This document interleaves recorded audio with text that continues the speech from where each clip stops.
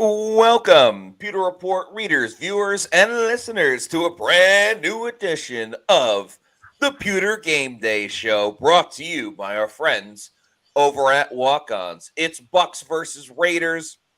It's a chance for the Bucs to go on a 3-game winning streak. We're going to react to every single thing in the game. I'm your host, Matt Matera. Joined with me, my fellow colleague and my fellow co-host of the Pewter Game Day Show, Josh Queipo. Josh, what up, dog? Hello, sir. How are you today?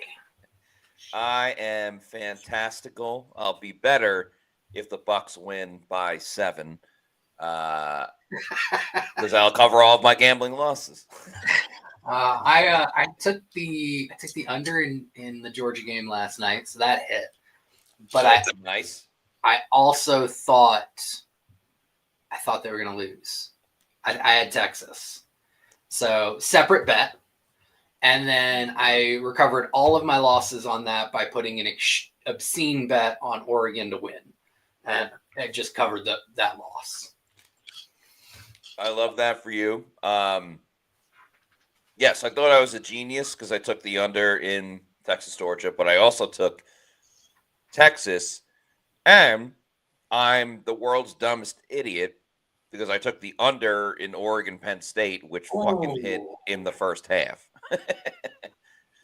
Weirdly, and then I doubled down by taking the over, the second half over, which didn't hit, but I took Oregon. I took Oregon second half over. So looks like we do have a kickoff here. Bucs receiving, and it looks like there is a flag. I want to say holding on the Bucs. So that's a good start. Yeah, I looked at. Oh, go ahead. All right, just for syncing up the TV purposes, let me know after the first play. They do a close up of Jalen McMillan. Let me know when they're showing the close up of McMillan. Yep. Spoiler: he makes the first catch. Yep. Little quick out, and there's the close up. All right, cool. Yep. So I looked at that over under on the Oregon Penn State game. And I was like, oh, they both have top 10 defenses. And I meet my little lizard brain went, that's a trap. And I just didn't bet it at all. And I'm glad I didn't on that one. Yeah, I felt like every Penn State game is like the same, where you got to slug it out. Anyway, the Bucs run it on second down with Bucky Irving. And looks like he got a first down. They ran to the left side. Oh, never mind. That's Rachaad White. Silly me. And his helmet comes off. That's how I knew it was Rachaad White. Yeah. They look a little different. So, first down for the Bucs, and it looked like that was just a simple mid-zone run there. Yeah. They're marking a 3rd and 1, but it looked like he got wow. it. Yeah. That's lame. That's LeMay. Oh, I'm forever going to call it LeMay now. I've never heard that before. Anyway, Sexy Chad runs it again, gets a foist down. Also, Josh, good to see the Bucs in red, which they're only wearing for the second goddamn time this season, even though we're in December. But the pewter pants, so that's nice to see. Yeah.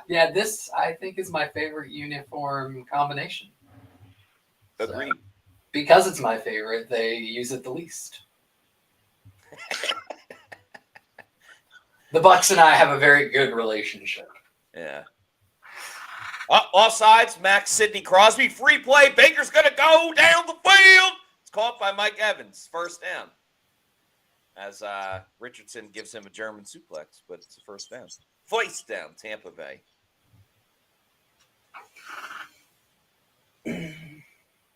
This is the game where I think, and I hope, the Bucs can just kind of step on the necks of Max Sidney Crosby and the Las Vegas Oakland Raiders. So hopefully they get out to a quick lead. They've been pretty good on opening drives this year, and hopefully that continues. Yeah, you also hope to see, so this was really great because, play action, you get Mike deep on the comeback. He's really good at that. You hope they can come back to that same play action and he can pull a double move and then hit them over the top to get him a lot of yards, because I heard he's chasing a record or something. Yeah. Like that. Very little known record. Mike Evans and Bucky Irving both facing greatness, we'll say, and 1,000-yard threshold. Yep. Which obviously it'd be awesome for Mike. There's no doubting that. I also think it'd be very cool if Bucky got 1,000 yards because he'd be the first Bucs running back to do it since Doug Martin in 2015. That is true. I have a unique question prompt for a small conversation when we hit the break. Swing past the Sterling Russell, the Lord is my shepherd. That's going to be a first down. Anyway, questions? Yes, I have a prompt for you for a conversation. I think it'll get you to chuckle at least a little bit, mostly at my expense, which is always fun. Yeah, whenever you're ready. I meant at the commercial. So I apologize. Gotcha. All right, cool. I like it. Food for thought. I will chuckle at myself then. Ha ha ha. Rafflecopter. Screen to sexy Chad. Nice. They're gonna call block in the back. That's BS. I think it might have been on Cody Malk. Boo. Who's this ref? I don't think I've seen this ref before. Number 66 was just called up from the practice squad.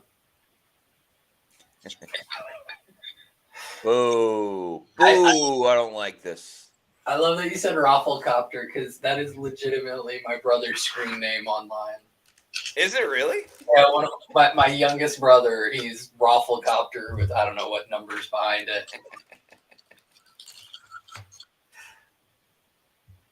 Emily Compa says, whose bright idea was it to not televise this game? It's on CBS, so it's traditionally the Bucs are on Fox because they're an NFC team, but this one's on CBS, so maybe I don't know, maybe you're not at the right spot. But anyway, thanks for joining us. Thanks to everybody who's joining us today.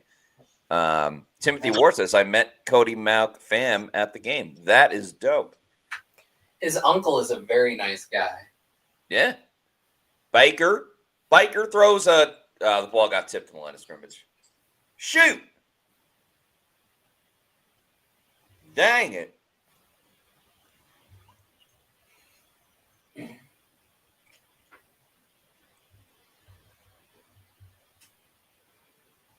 I do. It's interesting to see the difference in game plans or game scripts here. I feel like the Bucs are doing a little bit more passing early than they did against Carolina, but Carolina has an extremely porous run defense, at least headed into the Bucs game, and it only got worse after the Bucs game. Whereas Vegas, Oakland, just funny to talk about the Vegas Oakland Raiders. Yes. Yeah. Their pass defense is really where they have a ton of trouble. And so you can see a little bit of a difference in the game script, although I'm not a huge fan of running it on 2nd and 10. Yeah. So you hate it. I do. The only thing I hate more than first down runs or 2nd and long runs.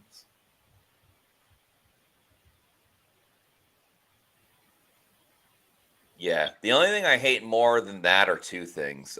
People that disrespect the other people's places of origin and Notre Dame. Those are at Notre Dame as well. So 3 things.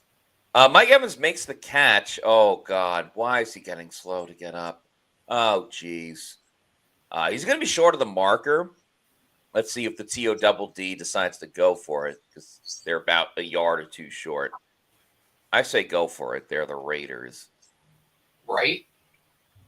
Yeah. Yeah, I think Mike just missed his depth a little bit there on the outcut. They are going for it, Josh. Ooh. Riverboat Run it, you pass it. I think you got to go play action. They run it with sexy Chad, and it's not even in question. Josh Queipo. That's a first down. Oh, man, but I've heard so many fans on pewterreport.com talk about how Rachaad White's not a good short yardage back or goal line back or running back.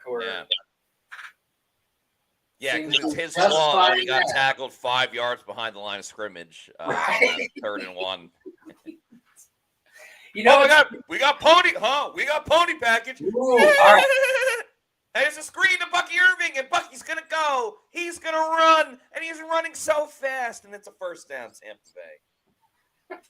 Sorry, I get so excited when the pony package happens. No, I love it because I am like 2 seconds behind you. So what you're sorry. doing, I actually appreciate it because all you're doing is getting me to key into the right spot of the field to look for, and it allows me to pick up a couple extra things each play. Perfect. I will say I want to shout out a Pewter Report follower because they cut to the stands not too long ago, and I think you're familiar with her, Susan Hines. I saw her in the cool in the crowd. Yeah, shout out Susan. There's 2 comments I wanted to get to after this play. Baker going for the end zone. He's got him. Touchdown, Jalen McMillan. Do my eyes deceive me? No, they do not. McMillan scores his 2nd touchdown of the season, and the Bucs go up 6-0.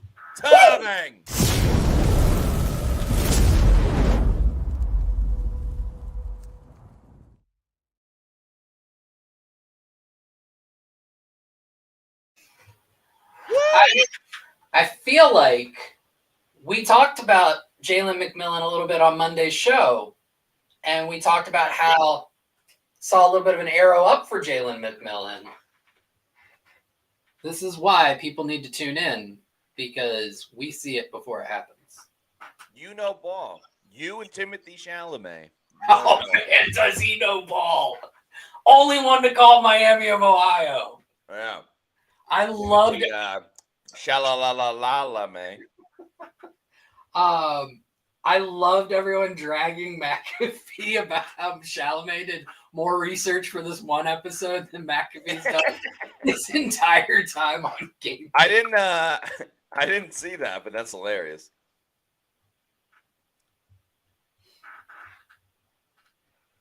I think McAfee's there just for he's entertainment. Silly goose. Yes, he is absolute entertainment. I want to say the ratings went way up when he joined. Like, he's 100% a value add to that program.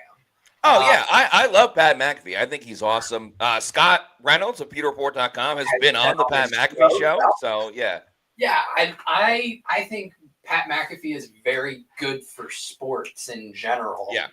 And I think that in a day and age where, myself included, everybody's trying to be the best analyst they can be, we've lost sight of the fact that a lot of times it's just about having fun and cutting it up with buds while talking sports. And McAfee brings us back to that. Yes, Josh, I think you're spot on because yes, the analysis is important and the numbers are important and breaking down tape and looking how matchups are perceived are very important. But yes, it is, in my opinion, at the end of the day, still also great when it's just like you feel like it's you and your buddies at the bar watching the game or, at a house having beers and watching the game. And yes, that's exactly what Pat McAfee does. Who they playing? Raiders, yeah. I mean, think about it too. Like back in the day where the only sports conglomerate was essentially ESPN, we loved guys like Stuart Scott. And when I say Stuart Scott, one of the first things I think about is Booyah or Cool as the Other Side of the Pillow, Dan Patrick, and Fuego, things like that. He must be butter because he's on a roll. Yeah, exactly. We love Chris Berman, not because he's like, I think the Bucs run game is really going to get the better of the Raiders. We love Chris Berman for they're not gonna get him. He should go all the way. That stuff. Nobody circles the wagons. The wagons like the Buffalo Bills. So yeah, my point exactly of And that's why I love doing the game day shows with you, buddy, because you help me get back to that in terms of just like, yes, we provide analysis. I'd like to think we provide pretty good analysis. Things like, hey, Jalen McMillan looks like he's on an arrow up and then he catches a touchdown. But at the same time, I laugh more in 3 hours with you every Sunday on this stream with all of our viewers than I probably do in the 3 days leading up to it. And I so much enjoy that, and just how we diverge to all manner of things. No, I love that too, and I appreciate the kind words, my man. But let's stop getting all mushy and get back to football because. Oh yeah, there's a game going on. But thank you, nonetheless. All right, Bucs start out on defense. Raiders go play action. O'Connell going deep down the field. Ooh, okay, good. Can I tell you a secret? You can. I'm a dirty, dirty boy. I started Aiden O'Connell in fantasy football this week. Ooh. Now, granted, I have Bo Nix who's on a bye, so I'm only doing it because Bo Nix is on a bye. But I'm like, screw it. I need a 1 week starter, like one and done. You know, this is a one night stand with Aiden O'Connell. Yeah. But I'm like, the Raiders, the Bucs have one of the worst pass defenses in the league. I need to win to get into the playoffs. So, yeah, I'm dirty. I started Aiden O'Connell. I forgot to check my lineups because I was busy trying to fix my desktop. Which I actually forgot to. Oh, really nice tackle there by, what was that? Logan Hall. Logan Hall makes an appearance in the second half of the season. The rise of Logan. Yeah, remember when he went on that nice run where he was like getting a sack every game and stuff like that? Yeah, I think he got 2 and 1, which kind of skewed like the 3 or 4 game total. Yeah. But I feel like he's in the second half, he's kind of just been an extra, you know? Yeah. He got his $200. I don't think he's like terrible, but the Bucs want to upgrade his position. I wouldn't be mad. Yeah. Aiden O'Connell had no chance. That's what you got as Levante David blitzes right up the middle and gets a sack. That's a 3 and out for the Buccaneers defense.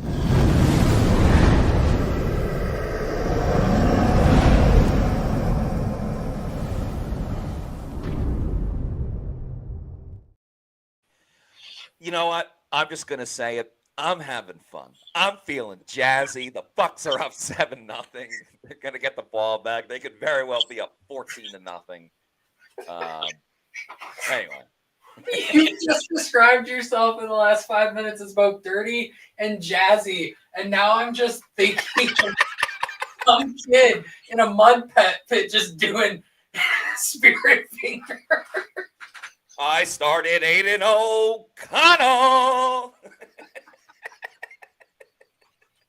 And the punter shanked it. Oh my gosh. What a great start for the Bucs, and what a great start for this stream. All right, we're at just a bunch of silly geese. All right, so the question I wanted to ask you at a commercial break. Right. I don't know if I'm the only one because my paranoia gets the better of me at all times. But you know how at the end of every NFL game, you have the announcer who, like in his very fast voice, talks about how nobody can reproduce, recount, or transmit any information about any NFL game without the express written consent of the NFL. Yes. And then I wouldn't know. I watched a game with no volume. That's fair. I know. Yeah. So, and then we do these game day streams where we effectively violate that rule on a weekly basis. So I legit have nightmares that the NFL police breaks into my house and takes me to NFL jail for doing these streams. I've had it 3 times in the last 2 years. That's honestly hilarious. I'm sorry you're having those nightmares, but what would NFL jail be like? Like, do you have to block a prime Warren Sapp or something like that, or try to guard Jerry Rice? For me, it would be no bail, no parole, no probation. I'm stuck in a cell with Antonio Brown. So you'd be cracker of the day. I would be the cracker of every day. Oh man. Oh gosh, I forgot about cracker of the day. Yeah. By the way, again, thank you to everybody that is joining us. Angelina S says, boom. Levante David. A lot of LVDs. Stan Glassman says LVD sack. LVD. LVD. Tyke Smith on Brock is a blessing. Georgia on Georgia. Matthew Almeida says, Yaz, let's go. Gabrielle Perales says, Shank. Talking about that punt. Ryan S says, beautiful. Drew says, nice punt. As the kid from The Simpsons would say. What's his name? Nelson? Is that his name in The Simpsons? That is Nelson, yes. Oh, Bucs go with a pump fake handoff to Bucky Irving. You know what slips me up slightly, and you saw me mess it up in the beginning, is they're both single-digit numbers between Bucky Irving and Rashad White. Yeah. Sometimes the one could look like a 7. Yeah, Matthew says Nelson. Is that his last name? Muntz? I didn't know that. By the way, the Simpsons game is tomorrow night, Bengals-Cowboys. I'm actually excited for that. Do you remember the time where Nelson ended up laughing at himself? I remember the time where Nelson had to punch himself in the gut or something like that. There was one where he did his signature laugh. He was, but he did it to himself, and then he went, "Aw, that hurts." Kate Otten just defied gravity, jumping over a Raiders defender, and that's a first down. You can tweet that out. Kate Otten defying gravity. Very topical. Good movie. Awesome movie. I saw it twice. That's how much I enjoyed it. Yeah. I'm going to do #Bucs, #Wicked. Let's see if this tweet pops off because I used Wicked. And we got a super chat from Redfish. Thank you very much. Get to it after this play. As Sexy Chad, who Redfish is talking about, runs for a first down. Redfish, thank you for the super chat of $1.99. Says, White has really improved up the middle. Great. I mean, he's looked fantastic today. They don't even need Bucky Irving today.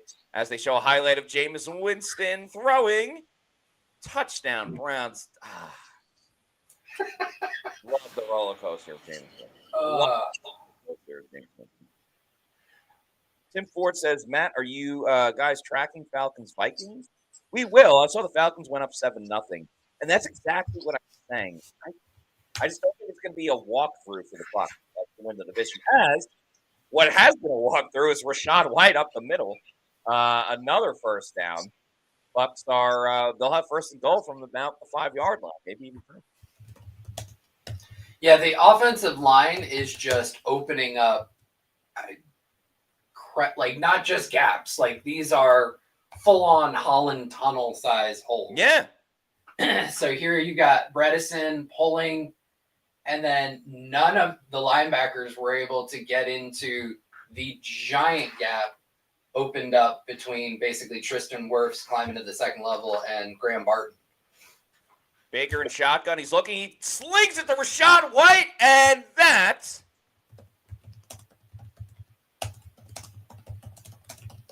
is a touchdown.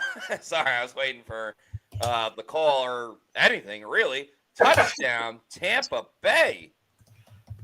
Buccaneers up 13-0. Let's play the video.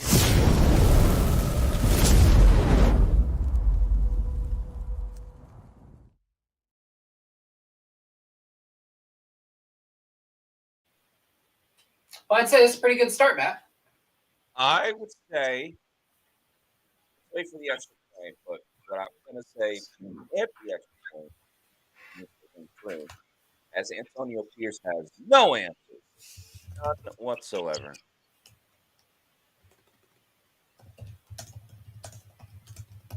Chase Money McLaughlin's kick is up. It's good. It's 14-0. And what I wanted to say is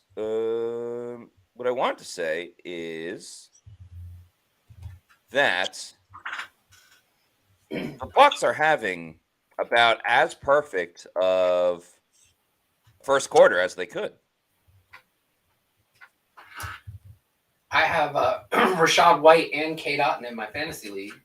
And if I win my matchup, I think I have to rely on one other loss to make the playoffs. But Oh, yeah? got to get the W first. And they are certainly helping with that. So I appreciate it. Thanks, sexy Chad.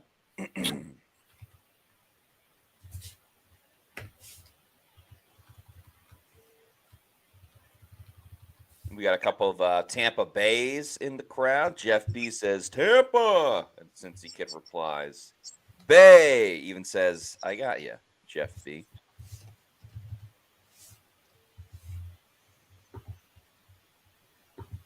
Yeah, Atlanta is up 7-0. Around the league, Saints and Giants tied at 0-0. Says a lot about the Saints. Cleveland and Jameis Winston is up 7-3 on Pittsburgh. Carolina keeping it close with Philly with a 0-0 score. Philly doesn't Miami Dolphins playing till the second quarter, though. I'm sorry? Philly usually doesn't start scoring until the second quarter. Like, they have one of the most prolifically bad first quarter offenses in the last 10 years. It's really weird. Remind me of that next week where I'll bet. What? An evening with Dua Lipa? Who doesn't love Dua Lipa? Remind me of that next week. I'll bet against the Eagles in the first quarter. That will remind you. Yeah, next week I believe it's a 4:00 game because the Bucs are playing the Chargers. So traditionally that's 4:00. Well, 4:00 for the East Coasters, 1:00 for the West Coasters.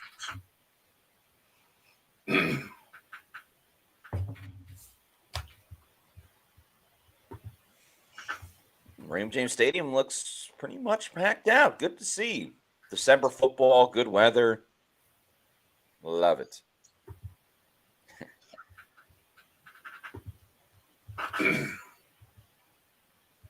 Q's 44 says, get up big and rest Bucky. I haven't even really used Bucky that much. He's been in for sure, but most of the rushing attempts have been for White.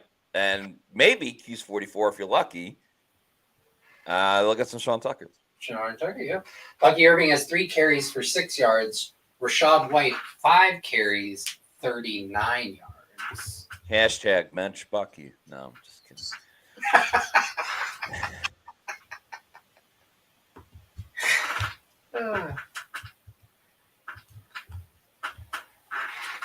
So, right, this drive for the Raiders. Oh, sorry, Josh. No, go ahead. Go ahead and call the play. And Aiden O'Connell had an open Brock Bowers that was that's why he dropped it, because it was Michael Mayer, the Notre Dame product. He, of course, missed it. I do think that it was tipped before it got to. It was tipped. Is that Anthony Nelson's long arms? It was. That lanky man. Babyface Nelson, as Todd Bowles calls him.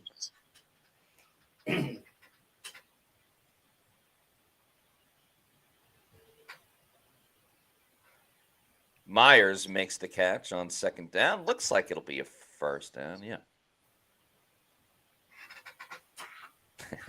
Brian S. says, Anthony Nelson confirmed 6'7". I actually think he's 6'8". I could be wrong on that. He seems 6'8" in real life.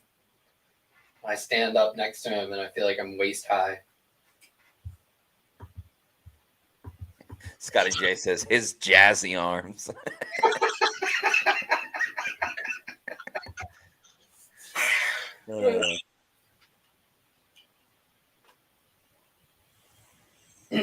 Yaya Diaby makes the tackle as the Raiders try to run the football.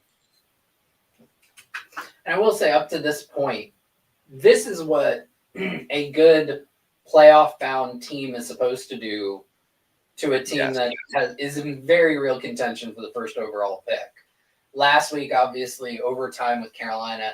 I do think there's a big difference between Carolina and Vegas. Carolina, I legit think is starting to find their way and headed in the right direction, where I think Vegas is completely adrift. Ooh, Raiders call a screen at the right time. Good play. They get down to the 40. There is a flag, though. Hold There's a on. block in the back. Hold your horses. And by the way, the Vikings just tied the game up, 7-7. Jordan Addison hitting the Addy. Pretty sure it's going to be an illegal block in the back. Yep. It's on Jackson Powers Johnson. Wow. Did the Bucs draft the right center? I think so.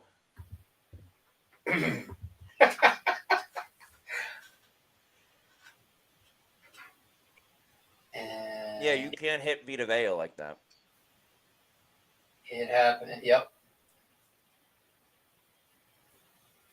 Funny that the comment said that. I wrote about Jackson Powers Johnson versus Graham Barton. Yes, you did.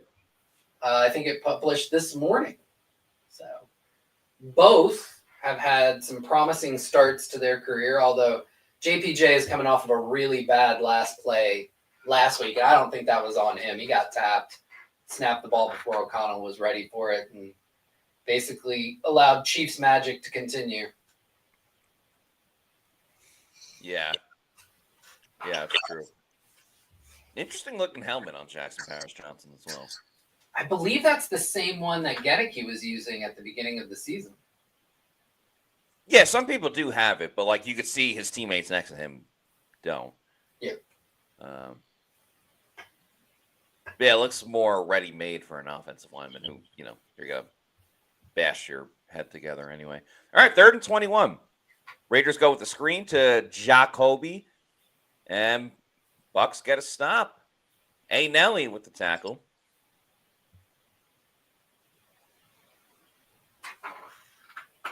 And again, really can't ask for much more from the Bucs. Definitely not.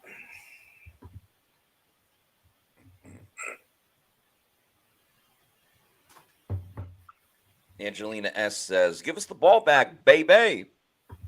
Can the Bucs go up 21-0 by the end of the first quarter? That'd be funny.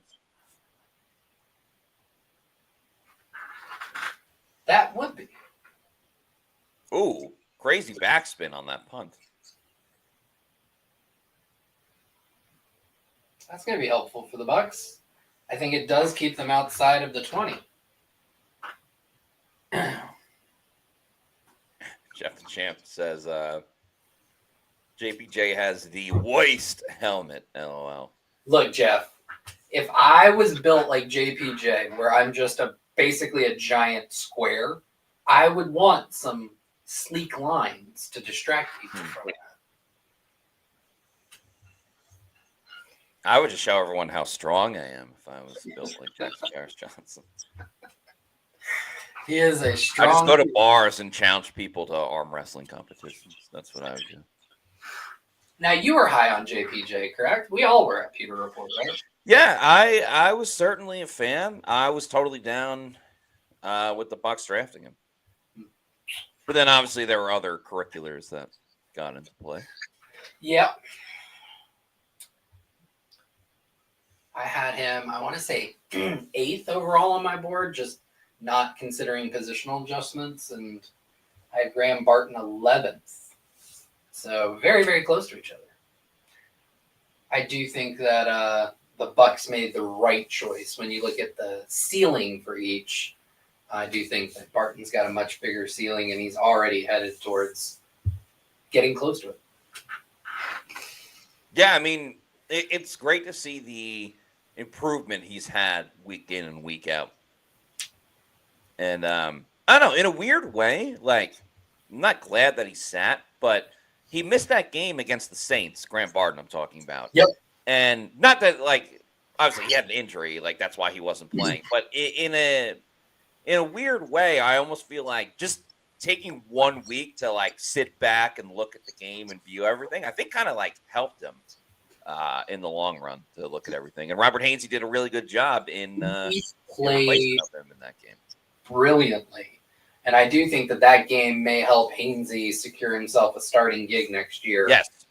Somewhere not in Tampa. Or at least got him a nice contract, Yeah. one way or another. Baker Mayfield is 8 of 9 to start the game. That's pretty good. Yeah. Going to start a new segment at the end of the quarter. So we'll do a quick update. Atlanta, Minnesota still at 7-7.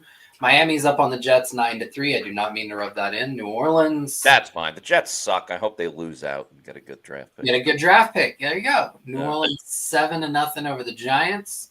Carolina and Philly have not gotten to the second quarter, so Philly refuses to score. And Cleveland's up 7-3 on the Steelers. Raiders go all out to stop the run. And they tackle Rashad White at the line of scrimmage. Yeah, the Panthers were a 14-point underdog against the Eagles. And it got me thinking, because a couple of weeks ago, the Jaguars were a 13, 14-point underdog against the Lions. And I'm like, I think the Lions are going to cover this. And some people I was talking to were like, that's such a big line, and it is. And the Lions went out and scored, I think, 55 points and covered. But I didn't have that same feeling with the Panthers-Eagles game. I do think the Panthers are going to cover. I'm not saying they're going to win, but I think they're going to cover. Baker throwing down the field. Oh, good effort by Jalen McMillan. But it's incomplete. Incomplete. I think that's a Backstreet Boys song. He's got to catch that. You think so? Yeah. It's almost like he's a professional. They do pay him money. Damn. They just showed the Jordan Addison touchdown in the Vikings game. Kind of crazy. It was just like a jump ball. Yeah. Fruit Co-op says Hainsey probably getting signed by Carolina. That's true. There is familiarity. I can see it. Baker slings it. It's caught by Sterling. Russell, the Lord is my shepherd. And that's a foist down for Tampa Bay. Probably the last play of the quarter. And luckily, because they're at midfield, they don't have to walk down that far. Did you see Sidney Crosby maintaining contact on Crosby through the top of the arc on that? Say that again. I'm sorry. I said, did you see Luke Gedeke maintaining contact and not giving Max free release on that at the top of the arc? That was like the first thing I noticed. Crosby was like a second away from getting to Baker Mayfield, but Luke Gedeke was at least there to try to keep him as off kilter as possible. So well done by Luke Gedeke. That's why he's gonna get a big contract, either an extension this year or or after next season. Now that we're at the end of the foist quarter, let's go to the stats. So if you want to call me Stat Man, Stat Man. Baker Mayfield was 8 of 9. He's now 9 of 11 for 110 yards and 2 touchdown passes already. 2 tutties, as Rob Gronkowski would say. Stat man. Rashad White, 6 carries, 38 yards, an average of 6.3. Where on the reverse side of it, Bucky Irving, 3 for 6. 3-6 Mafia. March 6th, my birthday, and Shaquille O'Neal. 2 yards per attempt. Receiving. Sorry, all right, I'll stop. Sterling Shepard, 2 catches, 27 yards. That leads the Buccaneers. Mike Evans, 2 for 22. Big Taylor Swift guy. I'm just guessing. I don't know about you. Feeling 22. Jan McMillan, 2 for 21. Kate Otten, 1 for 20. So the Bucs have 4 receivers that have 20-plus receiving yards. Again, all in the first quarter. Bucky Irving, 15 yards on 1 catch, and Rashad White, 1 for 5. No Buck has more than 1 tackle. So Levante David, Antoine Holyfield Jr., Zion McCollum, Logan Hall, Yaya Diaby, all with 1 tackle. Granted, the Bucs defense hasn't been on the field that much, which that's what you like to see. Anthony Nelson with a pass breakup. The Raiders, Aiden O'Connell, 2 of 5 for 20 yards. So my fantasy team's going to lose. That's all right. Sincere McCormick having a sincerely average game, 2 catches, 2 rushing attempts for 4 yards.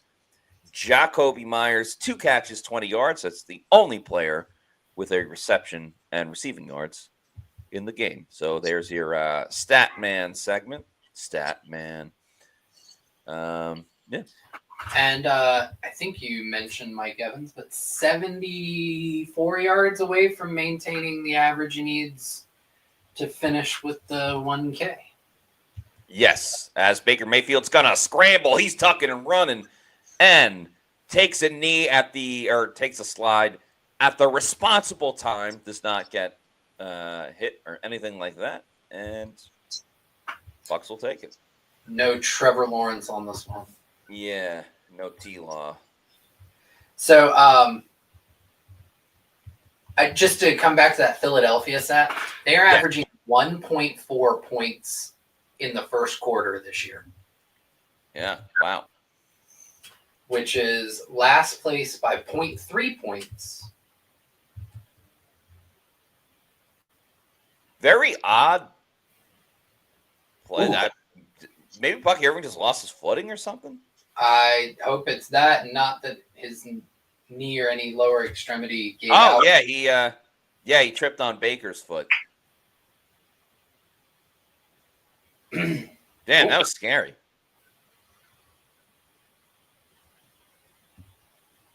Hopefully Baker's okay too. Yep. That's a hurt. We'll make it a 3rd and 8. Wow, Carolina has the lead, 3-0 over the Eagles, as they say. Oh, Baker throws a pick. Oh my goodness. Tipped at the line of scrimmage. It's caught. That's a turnover for the Raiders. Damn. Sad.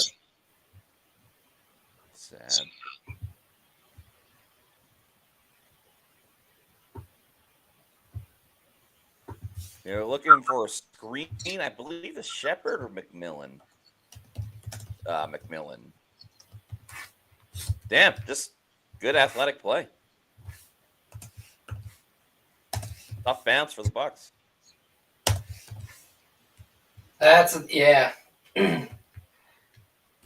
Not a lot that he can do there. I think that wasn't really right. What do you want to do? Good play, tip your cap. Damn, Rob Ryan's with the Raiders. I had no idea. Was that Rob Ryan? It kind of looked like him.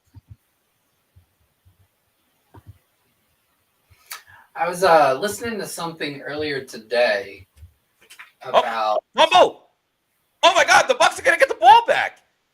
No way! One play. Botch snap by AOC, and the Bucs get the ball back. And it looked like AOC was trying to corral it, and Levante literally just scooped it away from him to one of his teammates.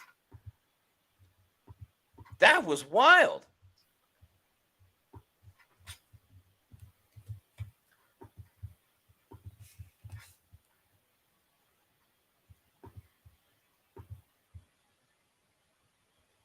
Oh, damn it. That's definitely going to be a fumble on Adrian O'Connell. So, as if he already hasn't done anything, he's not going to get -2 points for last fumble. But whatever. Again, it's good for the Bucs. So.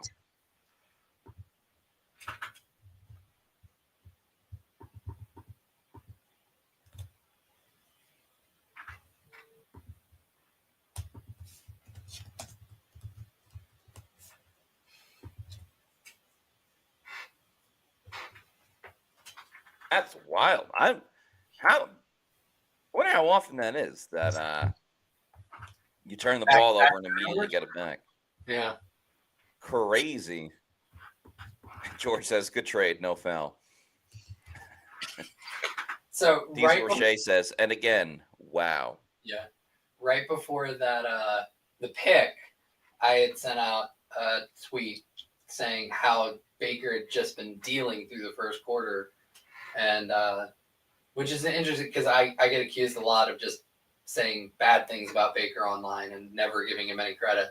So I send that out. I'm like, he's been dealing absolute seeds. And then he throws the pick.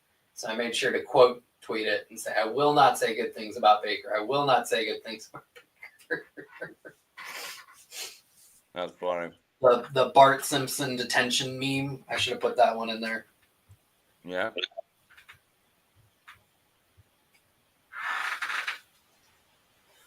Redfish says, what's even better is that it's the same field position and a first down. First down. That's a good point. Redfish has some really good insights on the Bucs. Small things that most people don't notice. He emails them to me, and I appreciate it so much because it sends me down rabbit holes. Yeah, he's one of our best commenters. Always insightful and brings good thoughts and comments and questions. So appreciate you, Redfish. Christopher Oxentine says the Raiders raided. This is what you get for being a seafaring team in the middle of a desert. You don't know what to do. Do you think that Mark Davis went to P.F. Chang's in Tampa before the game? Or maybe yesterday? I don't know. I don't know the reference, to be completely honest. Oh, he apparently there's a rumor that he's like a huge P.F. Chang's guy. Like he loves P.F. Chang's. I am not a fan of That's really it. This like that's just the bit that he loves P.F. Chang's. If he ever invited me out to dinner, I would not attend because I had one experience at a P.F. Chang's. It was not a good experience, and I refused to go back. But what if he invited you to like Burn Steakhouse? Then I would go. Yes, I love Burn. All right, so it's not Mark Davis; it's P.F. Chang's. Because when he started with, if he invited me, I would not go. Typically, you think it's the company that you're with. Oh, yeah. I'd love to pick his brain. I'd love to hear stories about his dad. Yeah. I want to know his thoughts on when Marshawn Lynch tried to light a blunt with the torch. I would ask him how much he tips his hairstylist. Yeah. Oh, Baker gets the swing pass off to sexy Chad, who's having a sexy game, if we're being real. He's having a great game early on. And once again, Max Sidney Crosby was half a second away. Great block there downfield from Payne Durham on that one as well. Yes. Bring the pain. I don't know how you feel, Josh, but you know, I love watching great pass rushers, and Max Crosby's in that category, in my opinion. But I have a little more admiration for guys like Crosby and like Myles Garrett, who, you know, are on bad football teams where, you know, you're down a lot. So typically the team's either going to run more or they're going to have more safe and protected plays because you have a lead. You don't really need to risk stuff and still get a high number of sacks. I know Crosby's at 7.5, but I don't know. I think there's something to still having that motor, still trying to ball out every game when you're on a terrible team and you still find ways to get to the quarterback, even though everybody knows you're the top guy that you got to stop. Yeah, I think it's a great point. And he's been doing it at such a high level for so long. And the other great thing about Crosby is he never comes off the field. Like between him and TJ Watt, just two of the highest snap count ends or edges in the NFL. And their motors are unmatched. Motoring. That last play, actually, I don't know if it was on purpose, but probably better that it was an incomplete pass than Sterling Shepard getting tackled for a loss. So anyway, 3rd and 3 for the Buckies. Raiders bring a blitz. Baker Mayfield swallowed up and sacked. Did he get the ball too? Yes, they are saying that they did get the ball. Really? Did Baker get hurt? Because, like, I don't know. He saw the blitz coming. No, just flat out lost it.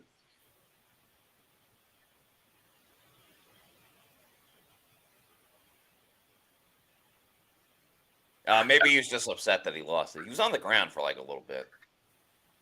All right, so we've seen 3 turnovers in this game early on. Oh, you hate to hear this. Jonathan Brooks, running back for the Carolina Panthers. Yeah. been carted off the field with what appears to be a non-contact injury to his knee, and he was coming off of, I want to say, a torn ACL he suffered late. Yeah, he had just come back like a couple weeks ago. Oh, that's Yeah. terrible. I do feel bad for him. Hate seeing that. Is there a way we can just turn off injuries in the NFL? Like you can't. Oh, you wish, right? Like, oh gosh. Go back to that Baltimore game and turn it off. Yeah, right. By the way, I haven't seen it, but I heard that there's a really good documentary on Amazon Prime. It's like a 4-part documentary on the Madden video game and how it like. Yeah, I haven't watched it yet, but by the end of the year, I think I'm gonna tune in and watch it. My wife has it bookmarked for us. She said I'm not allowed to watch it without her. She wants to watch it with me, which is kind of cool. That's cool. Share nice little date night type plan. I'm not gonna put Amazon Prime up there with like HBO and stuff like that just yet, but they got a couple of good videos, like the Baker Gus Swayze thing. I thought was very entertaining. Yep. And funny. So yeah, they got a little something going on. By the way, we have a super chat from Redfish. Thank you very much for the $1.99. Says we're becoming predictable on screen passes to the wide receivers. They've been going heavy with it today. I wouldn't call it a staple of their offense, but they use it a pretty good amount. Yeah, actually, they're second in the NFL in passes to running backs behind just the Dolphins, and I want to say second in screens, or fourth in screens as a percentage of total throws. So yes, very high screen game for the Bucs. It is I would say it's a staple of their offense.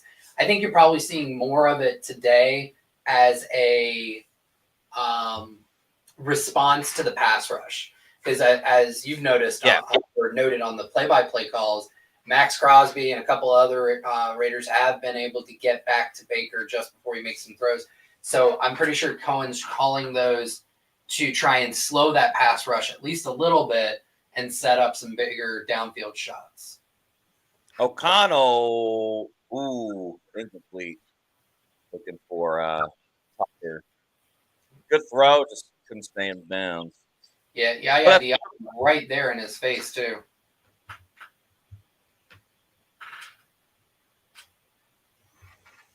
By the way, shout out to Surreal who's watching on Twitter. Says, "Sup, boys? Happy Sunday. Hope all is well." Thank you. Hope everything is good with you too. As they follow up with O-line showing out today. They've been spectacular running the football, and it looks like Antonio Pierce is going to challenge that last play. Interesting.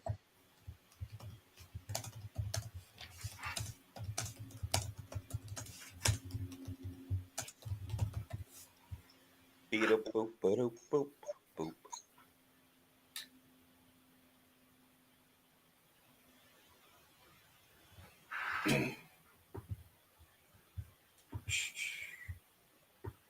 Game's hit a bit of a stall here with these back and forth turnovers.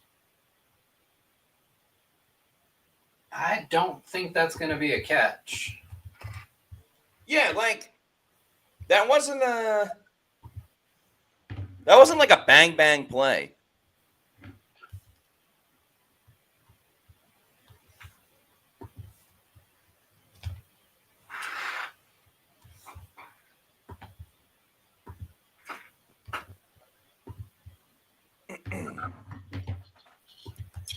Yeah, Scotty J says, challenge? That was stupid. However, Stan Glassman says it's a catch.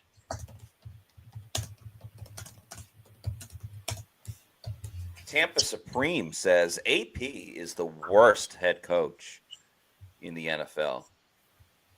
Well, in fairness, they fired Matt Eberflus. Sal 319 says no good. Geist 85 says Antonio who?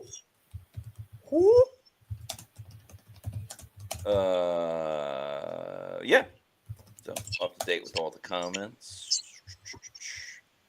bum, bum, bum, bum, bum, bum, bum, bum. Good 4:00 games today. Who we got? We have. I know the Bills play someone good. The Bills and the Rams are at 425. At 405, it's Seahawks Cardinals, which should be an interesting game for Bucs fans. Again, like obviously the goal is to win the division, but if you have to scratch and claw for the wild card, certainly got to pay attention to the NFC West. So those are two good games. Bears 49ers, interesting. Not overly fantastic, but interesting. And the Sunday night game is Chiefs Chargers. That one, Bucs fans should certainly be paying attention to because they play the Chargers next week.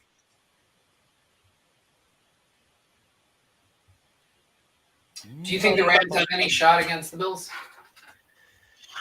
Yeah, I do. I mean, obviously you got to have a lot of respect for Sean McVay. He's a Super Bowl winning coach. Calling the field stands, by the way. I don't know, like the Rams could look so. They're a little like feast or famine, in my opinion. As O'Connell completes the catch. Is that our first Brock Bowers sighting of the game? I think it is. The rocket ship. I mean, and for him to get his first catch with 12 minutes left in the second quarter. Yes. That's a credit to the Bucs defense up to this point. It's out of the column on the coverage. Yeah. That was a nice catch, too. That wasn't, right. Yeah, because the coverage was solid, too. Like, I mean, McCollum was right on him, made it a difficult catch. And I do like that McCollum on Bowers, and I hope that they can create that matchup more. Michael Mayer makes the catch, hurdles over the defender, and Raiders will have first and goal. If they're going to score, at least throw it. It's interesting that the the points have Kayvon Merriweather out there. That means either Christian Izien or Tyke Smith is off the field unless the Bucs are in a full dime package, and I'm missing. Yeah. Could you imagine calling plays with your dad sitting right next to you, who is an NFL offensive coordinator legend? Yeah, right? It's got to be cool, though. It's not exactly LeBron and Bronny. It's better. Yeah, it's like Bill and Steve Belichick. I was just going to say, because Scott Turner belongs on an NFL staff, and I don't know if Bronny belongs on an NBA team. True. Throw it. All right, nice tackle by, looked like Greg Gaines. And big-time Willie Golston. I think Logan Hall was mixed up in there, too. A couple of Logan Hall sightings today. Yeah, he's had a good game. Third and goal. Can the Bucs get another stop? A sea of red in the crowd. Love to see it. Do the Raiders run it again? I think they're going to go play action. Oh, O'Connell goes down. The throw is up. Yeah, that was a penalty. Sucks that he tripped on the play and yeah. Is that Vi Jones passing it? Well, we knew the backup inside linebacker was probably going to factor in this game one way or another. Yeah, tripped on the O-lineman. He's like, screw it. Brock Bowers one-on-one coverage. I got to throw it, even though literally falling down. Yeah, I mean. Yeah. Got to reward underthrown balls. Oh, get it? Guys. First up, Aiden O'Connell rushing touchdown? Oh, that's big if true for the Matt Materas, the fighting Matt Materas. Yeah, the fighting Materas. So, this isn't the team that I have Aiden O'Connell on, but one of my fantasy leagues, it's a dynasty league, so like you keep your players throughout their career. Right. It's the first year that we're doing it, so I wanted like a team name that I don't have to change every year, and then I can just like keep for as long as we do this league. So, my team name in this one league, and I have a couple of Bucs. I have Bucky Irving, which is nice. The team name is Materin that ass up.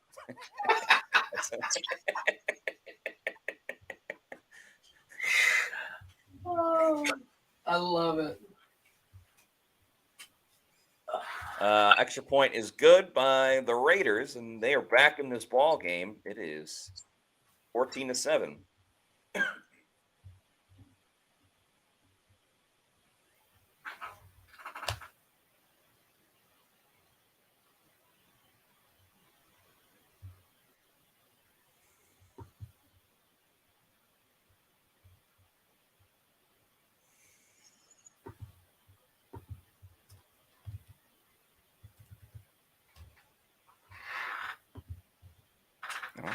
All right. I don't think he was that last night after that Texas game. So does he just go to every game, or is it because like Texas is good again, so he's gonna go when he can? Probably a combination of the two. Yeah, he was like teaching a class there as well. I don't know if he still is. He's an interesting guy. I read his autobiography. I enjoyed it. Yeah. Green Lights, I believe it is called. Oscar winner. That's right. I never saw that movie that he won an Oscar. Dallas Buyers Club. Dallas Buyers Club. Yeah. It was very good.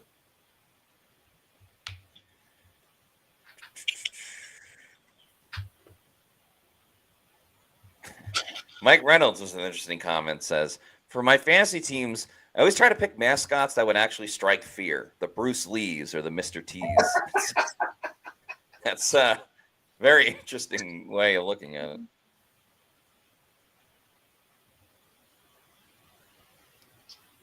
Surreal says, do you guys think Bama got snubbed? Well, Bama was in the college football playoff, but now that Clemson won, I'm actually concerned because after the rankings came out, I put in a futures bet of Bama to win the national championship. But now they may not get in at all. So might as well just light that money on fire. Do you think SMU stays in the playoffs with that loss to Clemson? Well, that's the main question everyone has. I don't think teams should get penalized for losing a conference championship game, and teams that didn't get to their conference championship game are rewarded for it. You know what I mean? Yeah. Especially,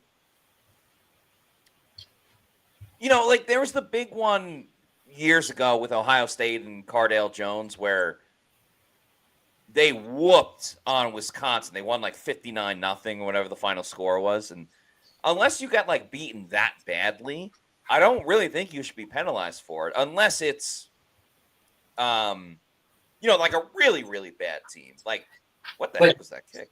But will you also reward a team that wins in underdog fashion in their conference championship? Well, you automatically get the bye. Oh, that's right. So you're kind of already rewarded in that sense.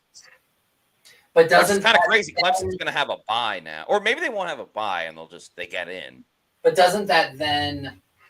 So if you don't penalize the losing team, but you reward the winning team because they get an auto bid, now aren't you just setting up the playoffs to be all Power 5 teams? No, because the what do you call it? The non-whatever, like they get in. Throw it away, Baker. Oh, boy. Or Power 4, I should say, not Power 5, but Group of 5. Because, like, Boise State gets in based on winning. Oh.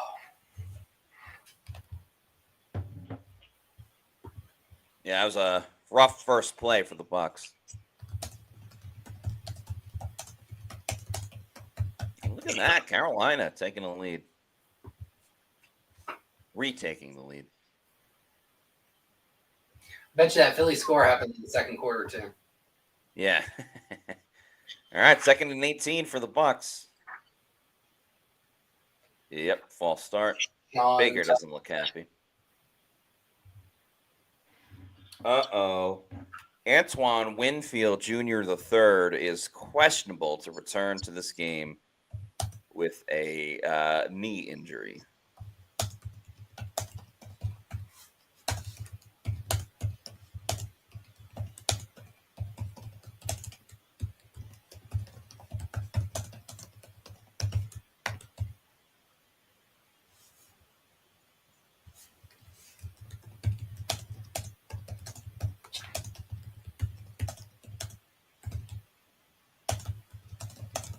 Oh, Baker, no! Oh, Baker, what the F?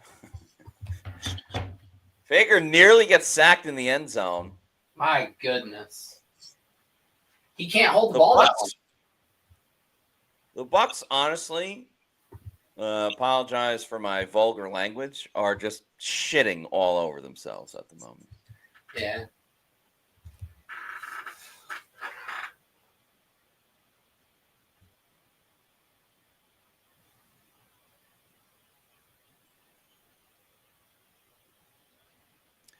So 3rd and 23.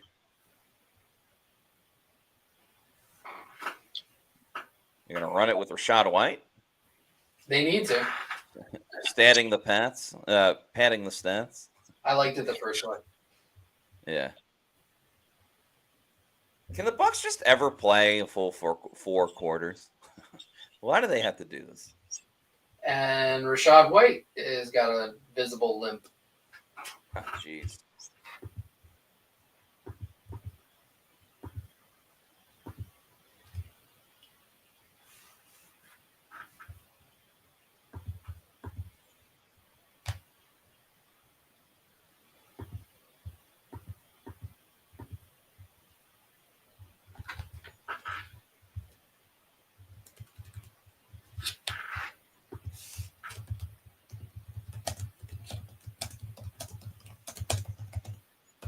Bucks Basement has a $1.99 super chat. Thanks, BB. Bucks being banned in second quarter is the fault on coaching.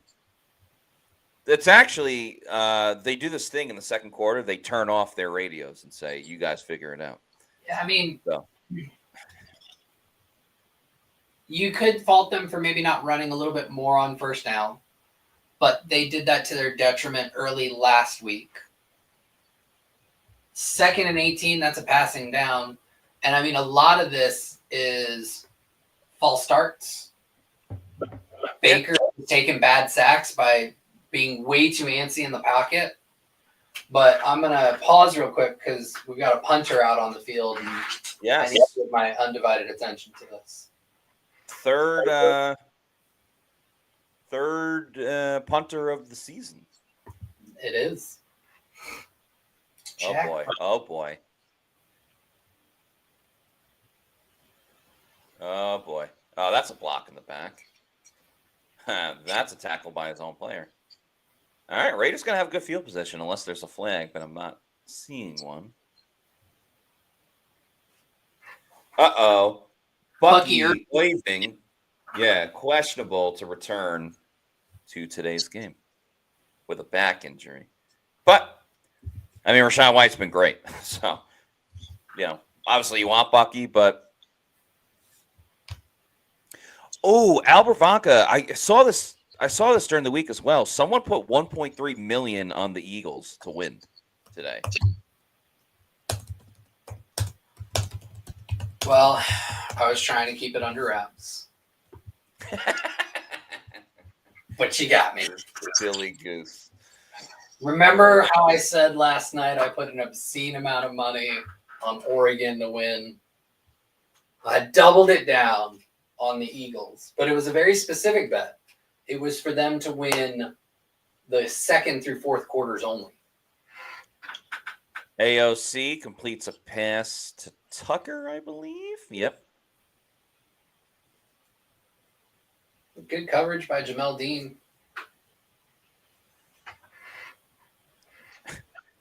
Why Skip P? It looks like he's slow dancing with Bucky Irving. Oh, a little dipsy doodle, razzle dazzle to the Brocket ship. It's first down.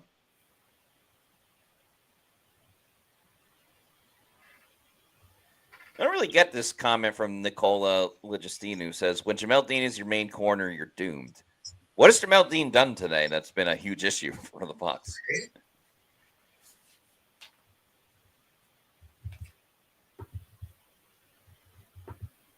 Brian Hernandez. How do the Bucs get 2 to 3 players injured every game?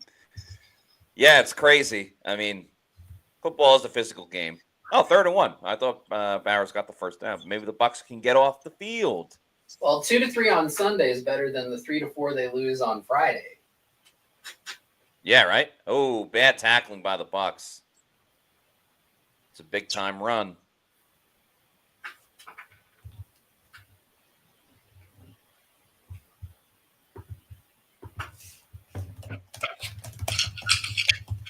This game was so much fun. And then the Bucs just suck. Second quarter.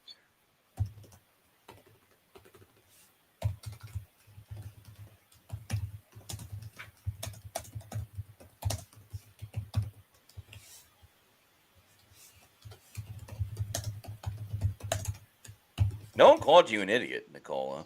I just disagree with your statement on Jamel Dean. Chris Braswell in the game makes a tackle. Chris Braswell Jr. the third.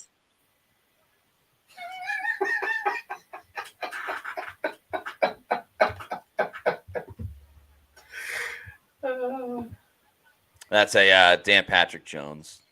Dan Patrick Show trope. I don't know why I said Jones. Yeah, they do that all the time. It started with, I think,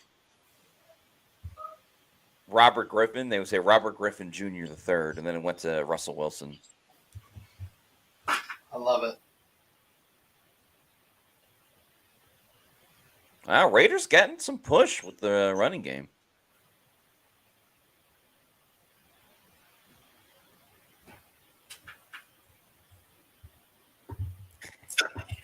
I respect this comment from Husker Central, who says, I'm sorry, everyone.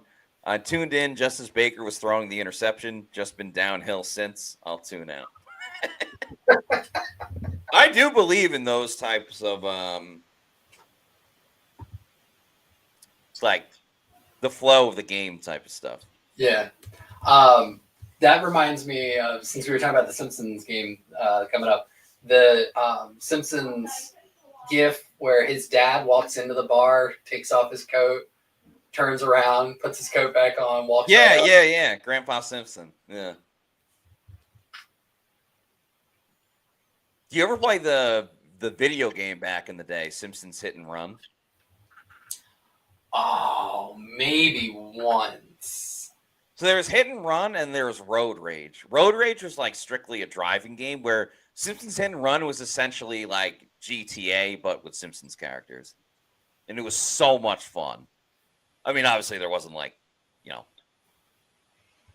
killing and stuff like that. The Simpsons. But I actually don't know if you can say that on YouTube, so hopefully we don't get kicked off. But I think we're all right. All right, Raiders kick a field goal. Bucs are now up 4, and they are not covering -6.5. So I am very sad. But still 2 quarters to go.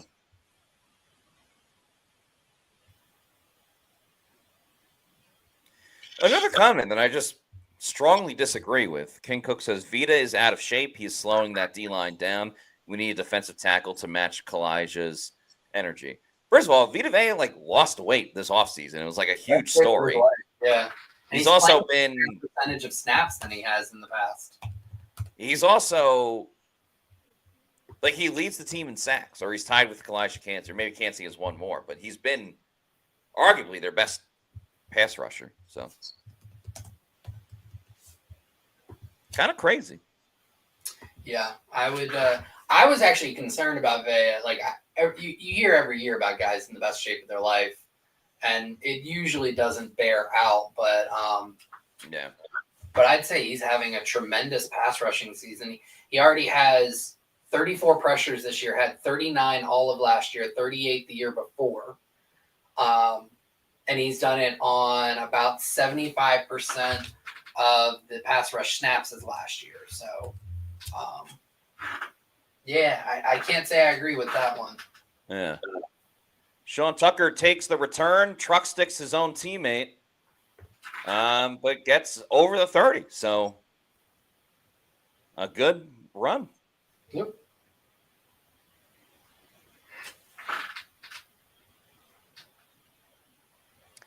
All right, what do we need to see on this drive, Josh, from the Bucs offense that has stalled out a little bit with some turnovers and a punt? No negatives. Like, don't take a sack.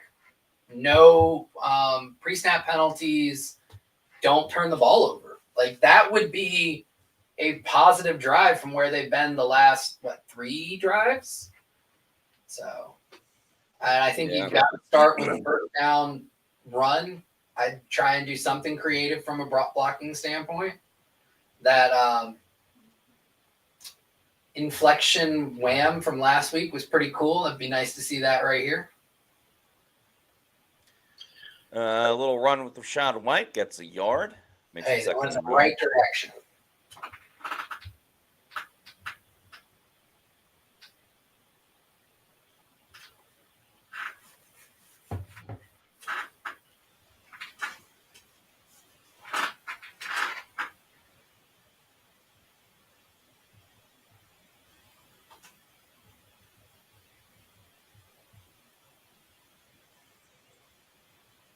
Baker steps up, throws down the field, caught by Russell Shepard.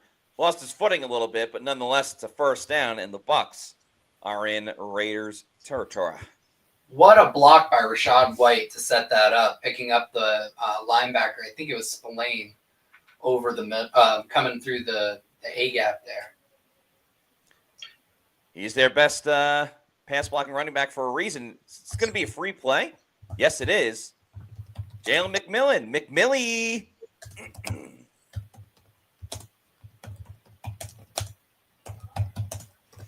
Yeah, it had to be offsides.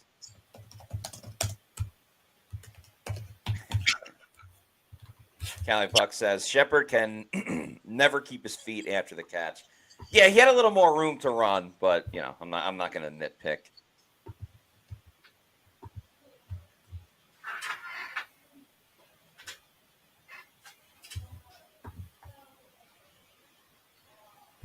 And with that catch, Shepard is the Bucs' leading receiver on the day. Excuse me. 4 targets, 3 catches, 49 yards. Jalen McMillan, 5 targets, 3 catches, 30 yards, and a touchdown. Mike Evans, 2 targets, 2 catches, 22 yards. They have to throw it to Mike comments. Screen pass to Rashad White. Not a huge gain, but gets the first down. However, there is a flag on the play, and also, sadly, Antoine Winfield Jr. has been downgraded to out. And just as bad, a holding penalty on the Bucs. So they go from on Tristan Wirfs. You go from 2nd and 1 to 2nd and 11. What happened here? What the? Wow, I was very close to dropping an F-bomb. That's an awful call. Like, what? What?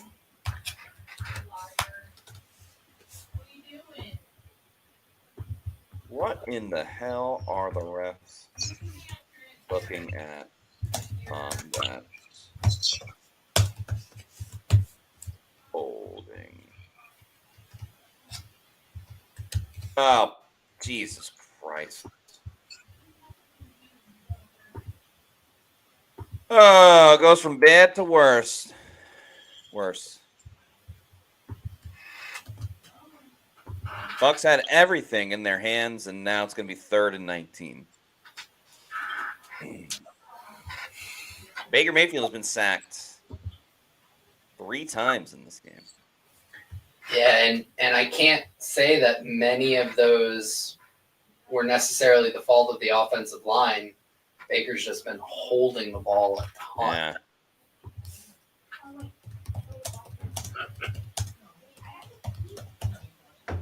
I'll bring up the 2-minute warning. So while we have a little bit of a break, it's a good time to talk to all of you about Autograph.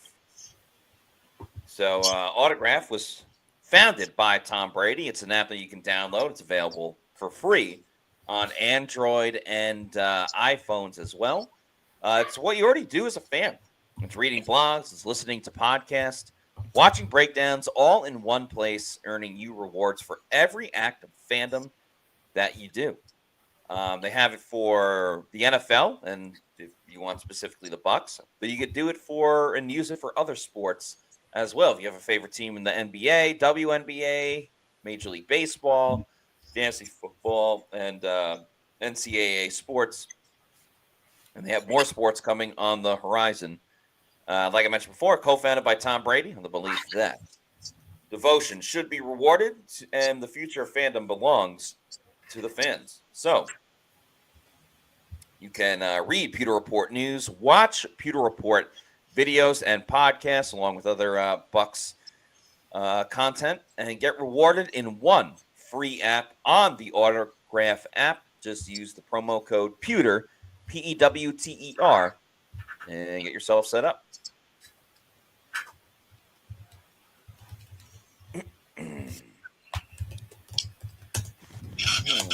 Let's see. Iron Bear says, throw the effing ball away, dude.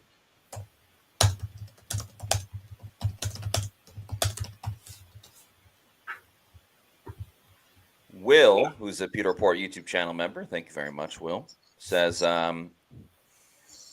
would have liked to see a Sean Tucker run there to set up third and manageable. With Bucky hurt, it feels like we should be seeing Tucker get more plays, no?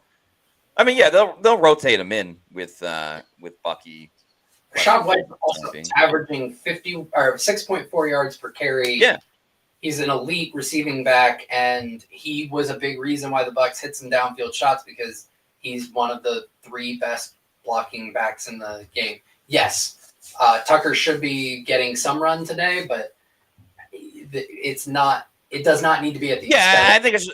I think it's just more of just like an endurance thing. Gotcha. It's not like, oh, they need him in. I think the Bucs are gonna get a penalty here and get a first down. Call me crazy. Face mask. Go for it. Oh, he's still up. Catch for Mike Evans. Go for it. I agree. Yeah, they're going for it. Holy smokes. Well, I'm sure it's one of those they're going to try and get the Raiders to jump off sides. Yeah. Because what does this put them in? 4th and 4? 4th and 4. Yeah. Yeah, they're a little too obvious. Yeah, go for it. Who cares? They're also running the clock out. That too. Fake punt? Hey, new punter's done it before.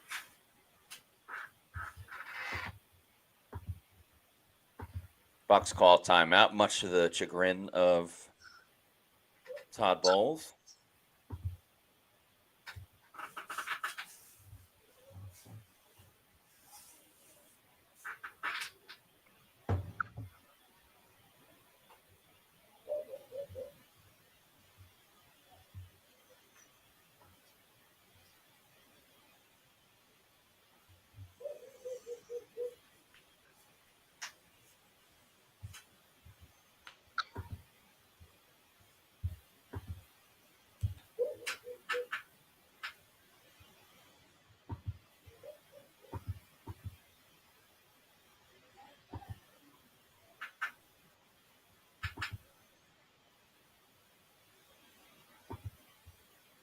Oh, wow, they're still going for it.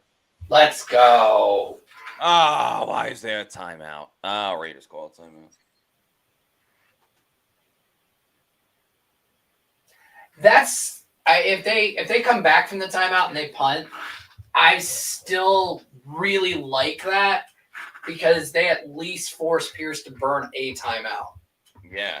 Like there's some there's some good gamesmanship there. Will says, like the call. Let's go, Bucs. Get this. I like it too. No one can get on Todd Bowles' case for not being aggressive. Be aggressive. Be aggressive. Be aggressive. Be aggressive. Cover the spread. Cover the spread. All right. Baker gets the snap, throws down the field. Oh, nearly intercepted. Bucs aren't going to get it. However, there is a flag. Looks like I said before, Bucs are going to get a penalty and get a first down. Uh-oh. There is some deliberation. I'm trying to say the ball was tipped and therefore it can't be pass interference. But I don't think it was tipped until... I don't like this. I don't think this is going to work for the Bucs.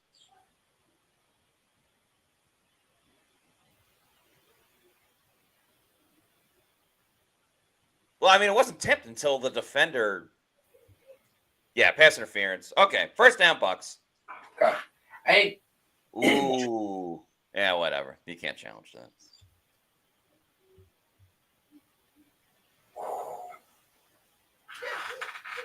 I think the Bucs just got one there.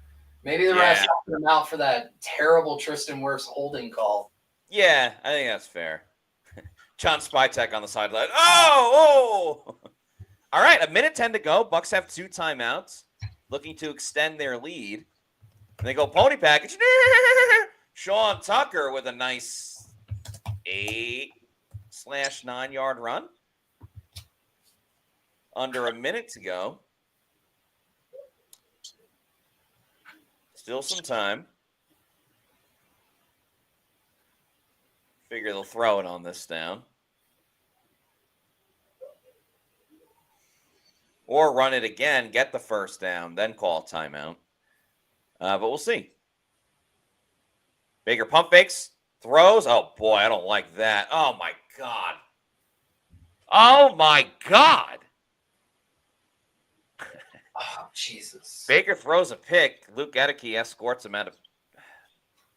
This is, I mean, Baker Mayfield had a great first quarter. He's been awful in the second quarter. Yep. Bucs have 3 turnovers in this game.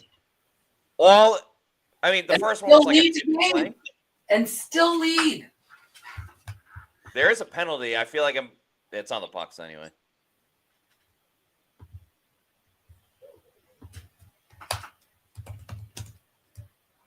Offsetting?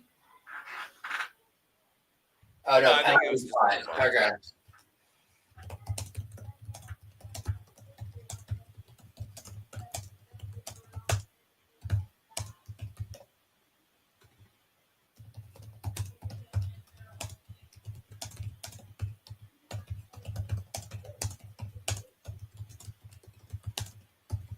I just have no idea what Baker's thinking. Like, dude, live to fight another day. He's playing Jameis Winston football. Oh, yeah. I think that's a perfect comp for right now. Oh, jeez. Just not good.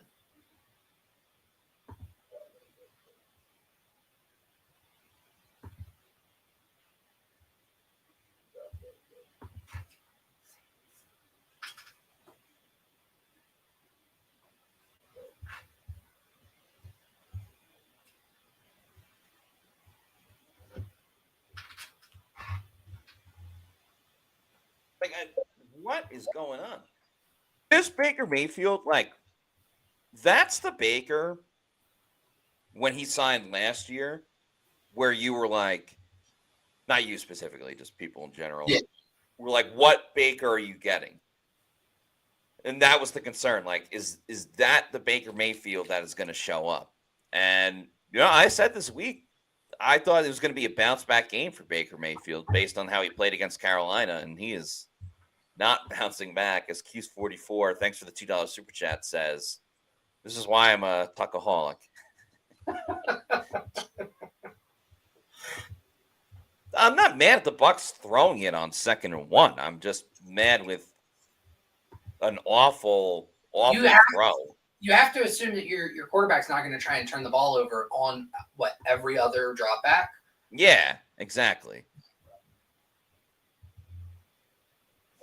Dave Weber says this team acts idiotic in every second quarter.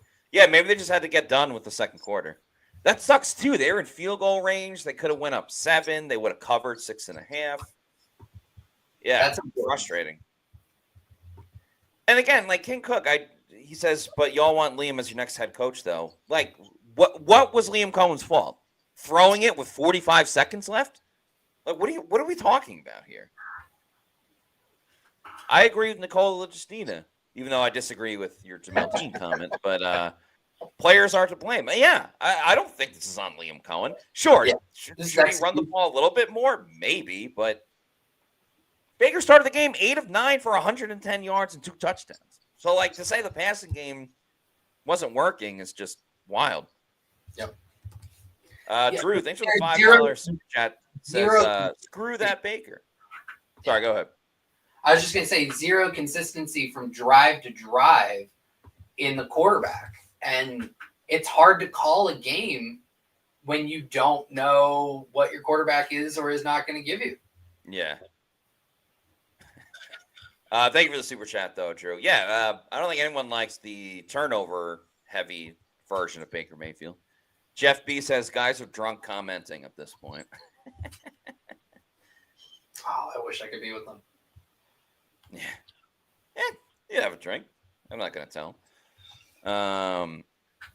Mike Robinson says Bucs. Mike Robinson says Bucs are 2-4 at home. Yeah, home field advantage has not been a thing for the Bucs this year.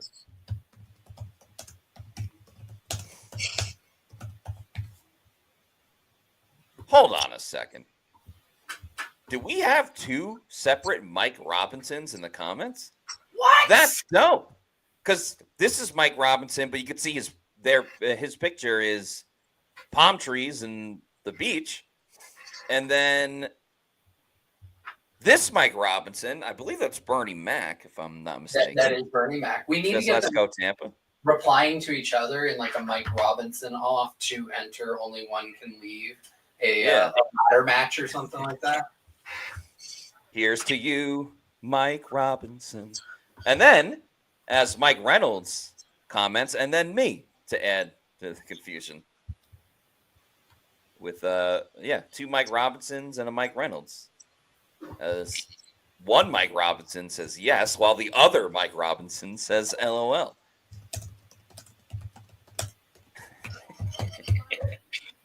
Palm Tree Mike Robinson says Mike R in Orlando. As Mike Reynolds says also Mike R in Orlando. This is hilarious. Thank you to Redfish for this $1.99 super chat. Who says silver lining, 3 interceptions and we have a lead. Could be worse. That's true. Way to look at the glass half full, Redfish. Other Mike Robinson says in Kissimmee. So honestly, not that far from Orlando. So pretty cool. As Cincy Kid says, here's to Mike Robinson. Q's44 says Mike Ditka for coach. I try not to be an ageist because I don't like when people make fun of other people for being old. It's like everyone's going to get old or you just die. So, like, I'm already there. You're alive.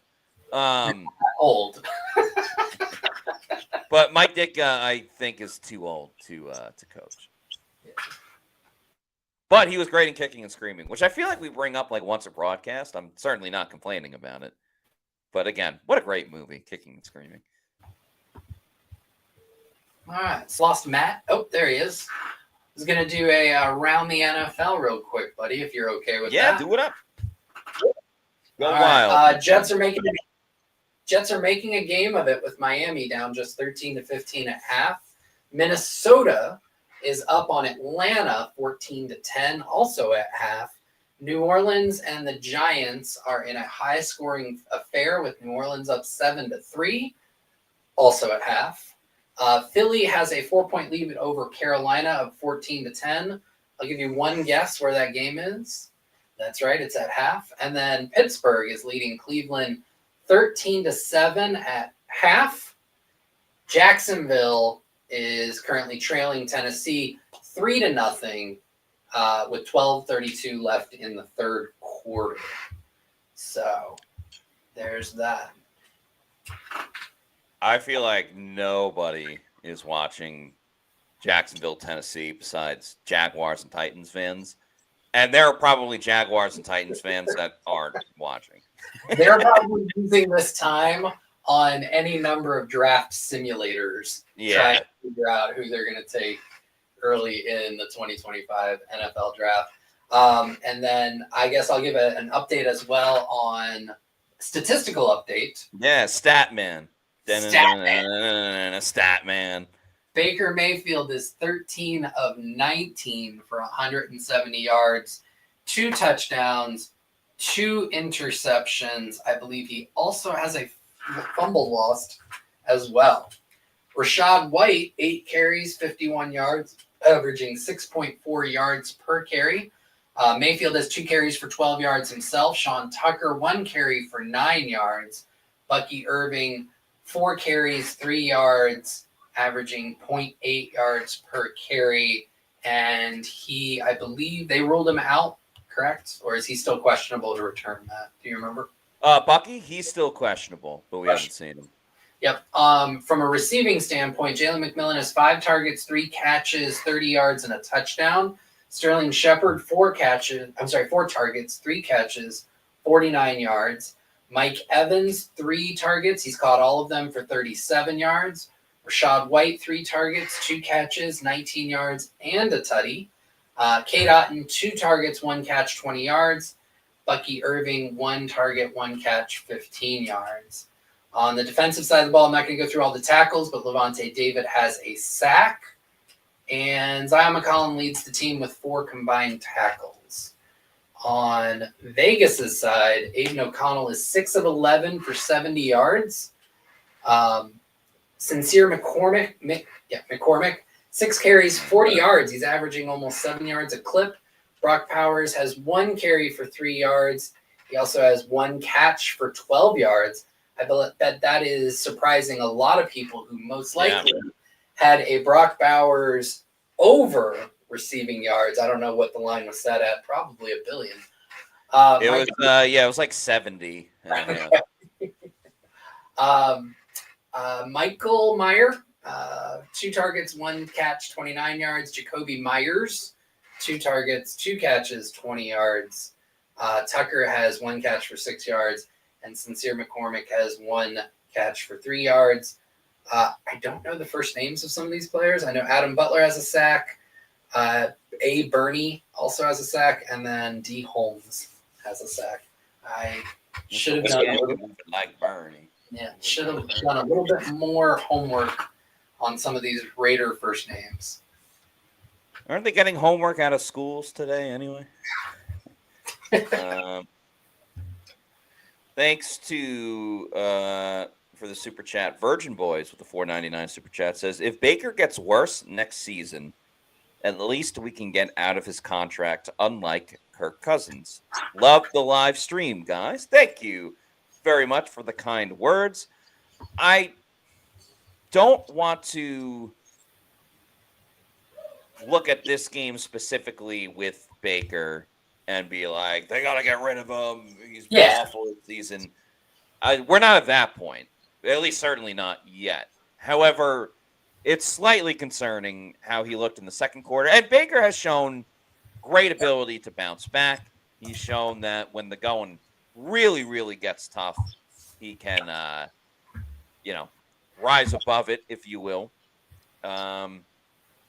But yeah, I mean, he can't continue to play like this, and the Bucs to give their full voted confidence in him. So certainly needs to improve. Yep. Yeah, I think you don't make any decisions in the middle of a game about what to do with players next year. But in the off season, I think the Bucs have to be very realistic about who Baker is. I think they continue with him. I don't think that you're going to see him not be on the team next year.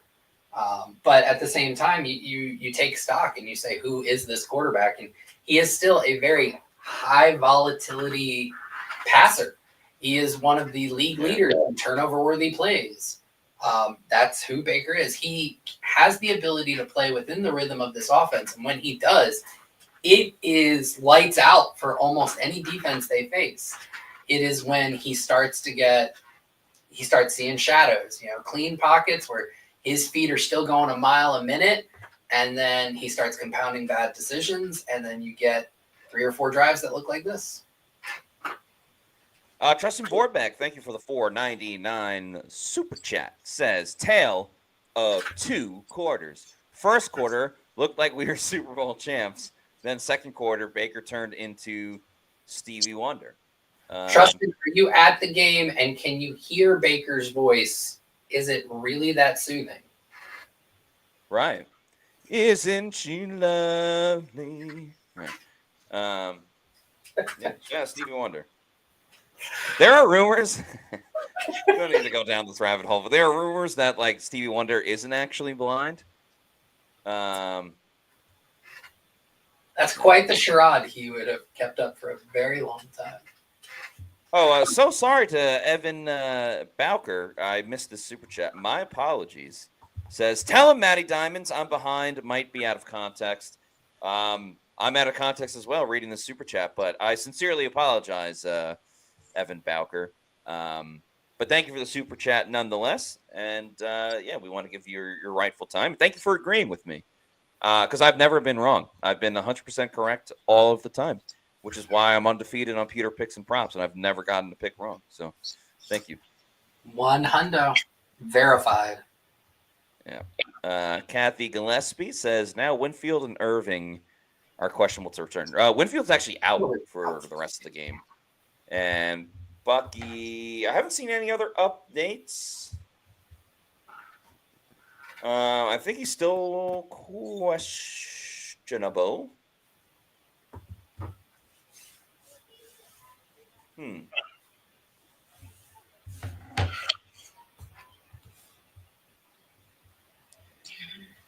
And I can change the graphic because it's now the third quarter.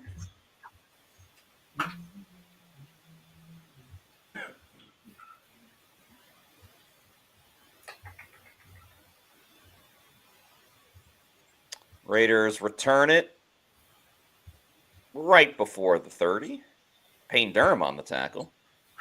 I like seeing offensive players get tackles when it's not an interception.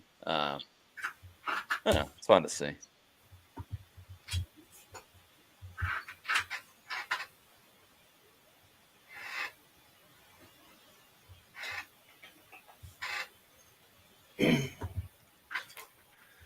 What do you think Todd Bowles is saying to Aditi? We got to clean up the mistakes. I think that's probably a big one there. Got to clean up the mistakes. Yeah. Fundamentally, we have to get back to basics. Stop giving the ball away. Yes. Turnovers have been killing us.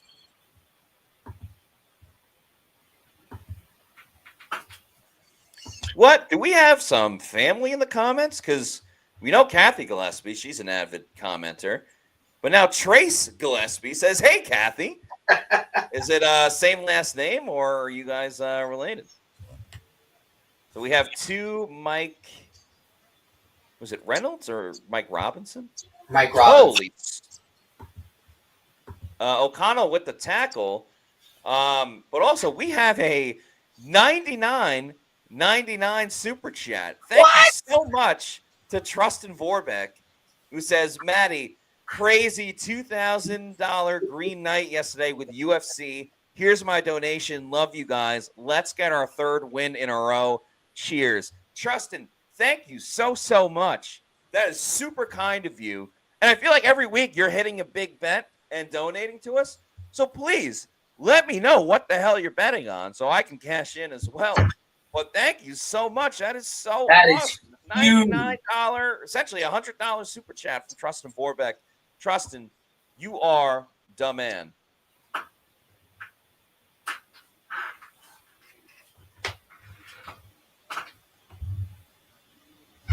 That is huge, Trustin. We appreciate it. Thank you, Trustin.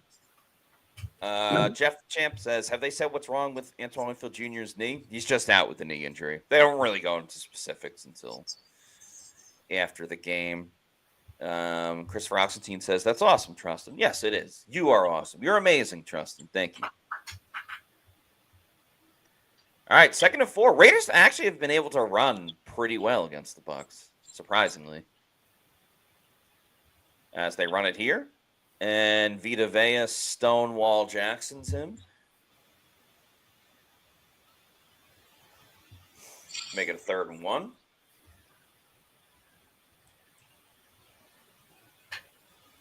Yeah, 55 rushing yards for McCormick on 9 rushes. So essentially 6 yards per attempt.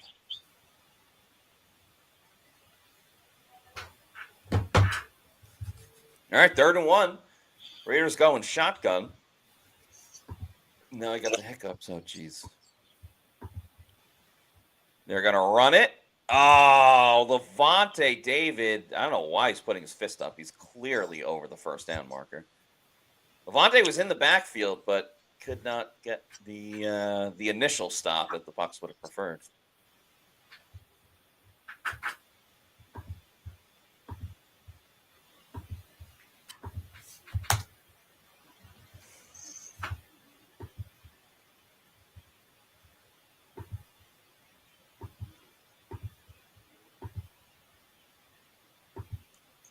All right, so the Raiders are at midfield.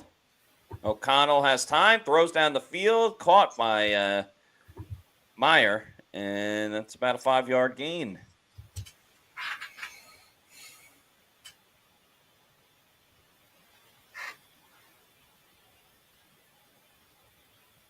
Just nickel and diming themselves all the way down the field. As we've seen. 'Tis the Bucs' way.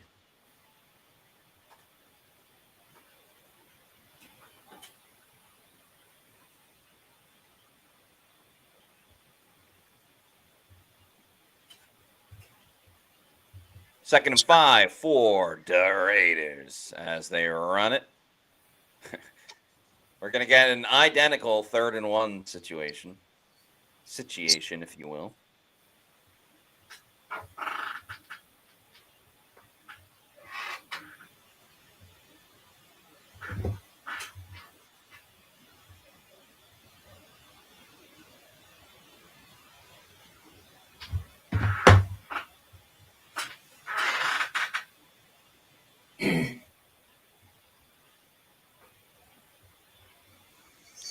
What do you think? I think they're going to give it to the fullback. Nope.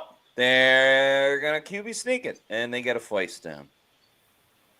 So, again, just yikes.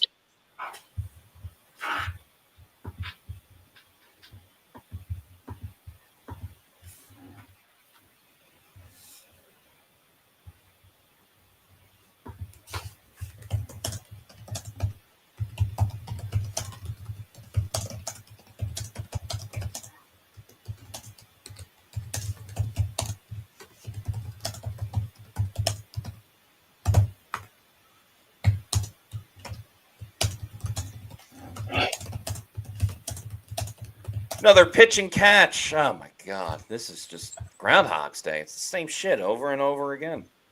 Yep.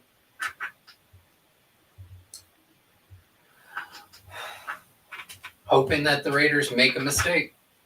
Yeah. And they can tighten up in the red zone.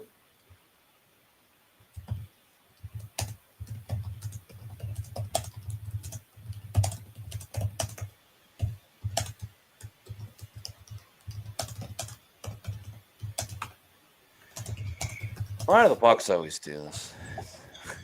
They Can't just want win a to. regular ass game. They want to make it interesting. It is an entertainment league. And they're certainly not going to cover 6.5, so just more money down the drain. Should have known that. Man, can you imagine taking Raiders money line when they were down 14-0? That would probably be a pretty good bet if it pays off. Like a really nice payoff. I just realized that I did not get my pre-game bets in. Oh, and, well, are they? Now you got to root against it, right? Yeah. So now I'm trying to make some live bets. I see. I saw a good chat before. Yeah, Bucs fan says this is a tough team to root for. A little bit. JV says this is painful. Q's44 says I'm a Q's fan. I'm used to it. Makes you appreciate the good times.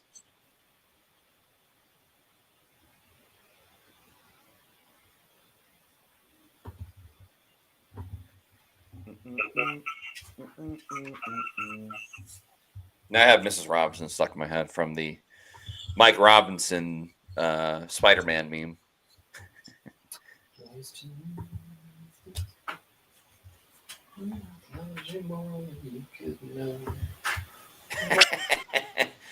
Jeff the Champ says our defense is so bad, or says our D is so bad. And then Chef Germ says, LMAO, Jeff the Champ, that's what wife says. Did the Bucs get a third down stop here? It looks like they did, but I would imagine the Raiders are going to go for it. Marvin Mitchell says, can I curse on here? I mean, you can curse in the comments, but we're probably not going to put it up on the screen. So take that information with how you will. And here's to you, Bijan Robinson. I know he's not on this team, but Robinson's stuck in my head. Chat the Champ says, LMAO, I walked into that. We're having fun, even though the Bucs are trying to steal that fun from us.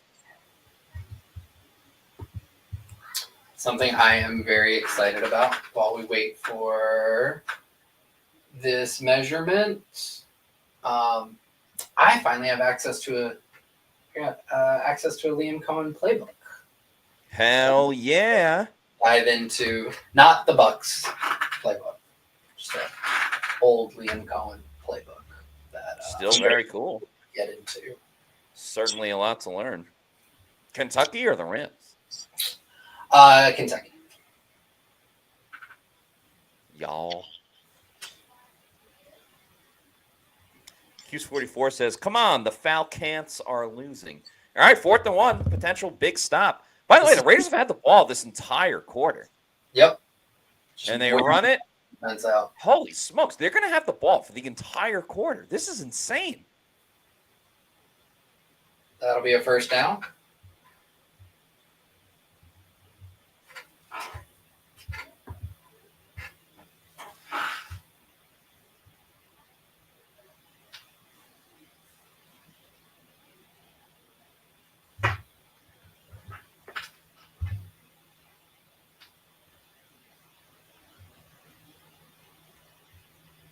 Wow. I'm shocked and appalled. This is a 9-minute drive. The Bucs can't do nothing about it. Another 7-yard run. There is a flag. It looks like it's going to be like an illegal shift or something.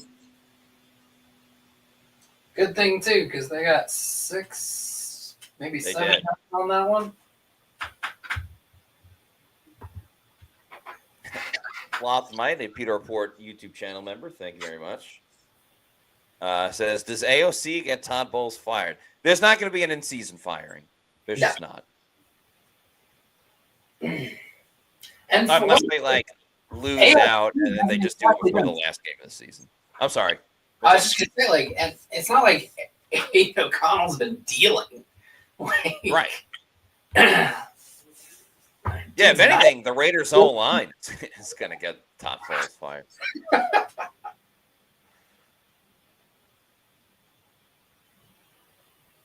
Yep, just another 7-yard passing play. Ooh. Levante David punishing jumpers. Mayer having the game of his life. As many do against the Buccaneers. He almost looks like somebody who didn't go to Notre Dame now. Yeah. Oh, my God. I can't wait for Notre Dame to get absolutely dominated in the college football playoff. Oh, pick! Oh, my goodness! All of that turns into an interception for Tyke Smith. The first interception since Tyke Smith had one against the Saints. Good God Almighty! It's an interception for the Bucs.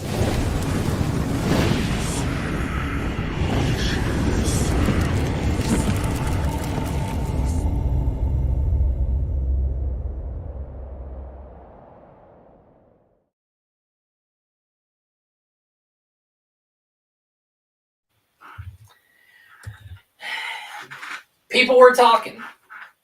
I know some people who have been talking about that Tyke Smith guy. Said he's a pretty good ball player. He knows ball. Some said he was potentially the best pick the Bucs had in the 2024 NFL draft. A draft that included one Graham Barton and a Bucky Irving. First game back.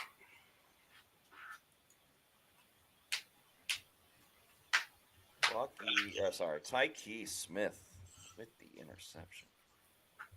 Beautiful people. Beautiful people. Wasn't even what I was going for. Just the way Todd Bowles drew it up. Exactly. Right into his game plan. Holy guacamole. Callie Buck says Tyke is a baller. He is. Imagine being the Raiders, taking all that time off, driving that deep into Bucs territory, and getting nada. Casper says, Vi Jones at corner. Woo! That was probably a matchup. Slop Might says, 10 minutes off the clock? Yeah. Ooh, buddy. Jeff Champ says, now, for the love of all things holy, run the ball. Run the ball. Scotty J says, run the effing ball. Play action. Let it rip. Let's go. No risk it, no biscuit. Yeah, I'd love a touchdown. Personally. But I'll settle for a field goal.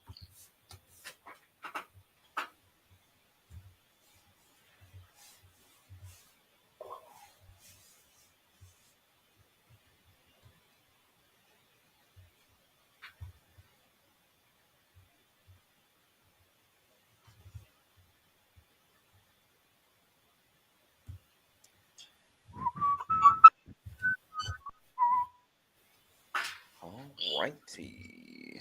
All right, let's see what the Bucs do. Been a while since we saw the Bucs offense. It's been over a half an hour since we've seen the Bucs offense. It really has. And they run the ball. And they get, wow, second effort by Rachaad White. What should they do on second down?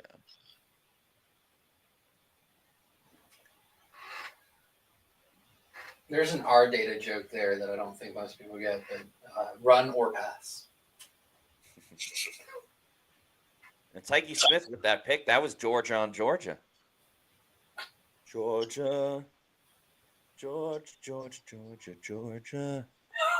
Who would have thought that the Bucs defense is the one that's going to shut down Brock Bowers? Oh my God! What a stiff arm from Rachaad White. Woo! There it is. Oh, angry runs. Woo!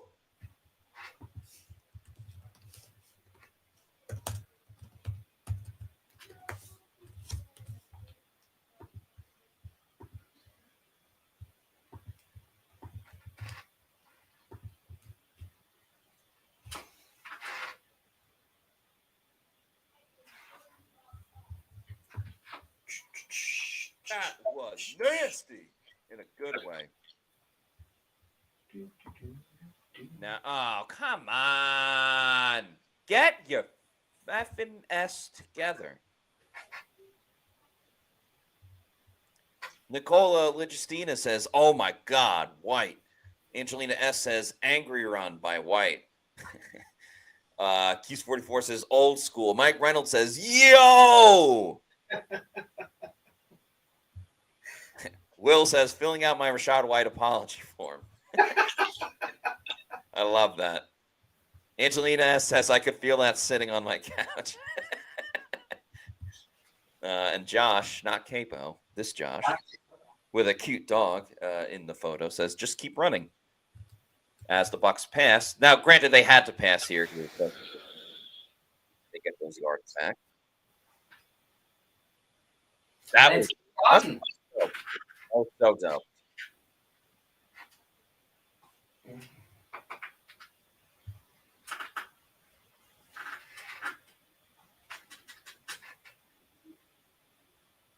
Bucks says, wish I could see a replay. Yeah, they surprisingly didn't go to a replay on that.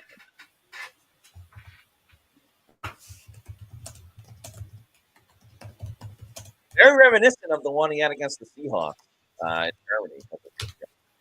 Jeez, make a throw a goddamn pass without it getting tipped. Come on, man.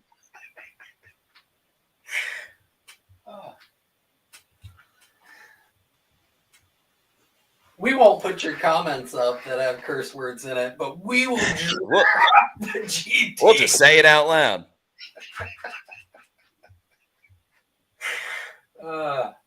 Leaving Max Crosby unblocked. It's a choice.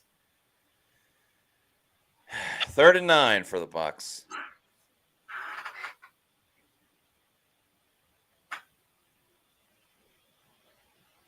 Baker's going to step up. Pump fakes. Gets hit.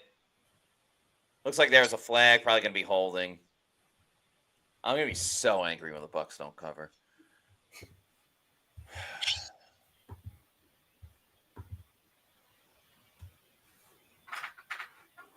Yep. Bucs leaving the Raiders in the game.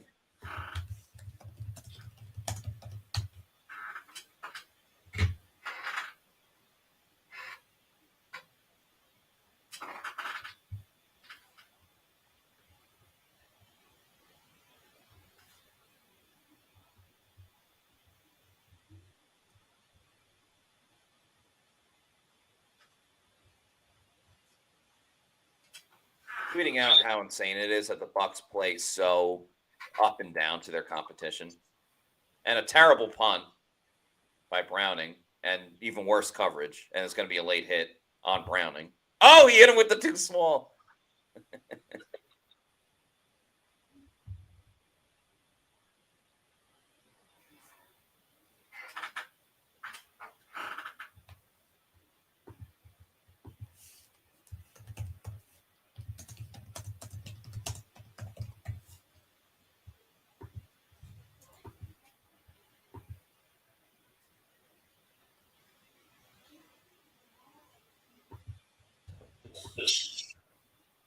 Schedule, so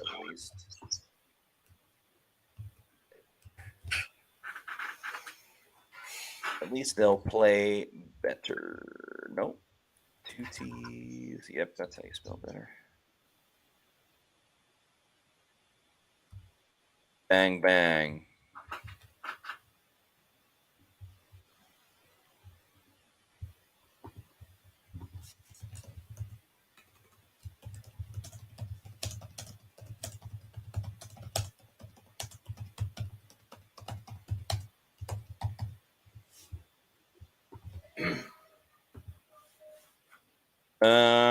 Angelina S says, keep running the foosball.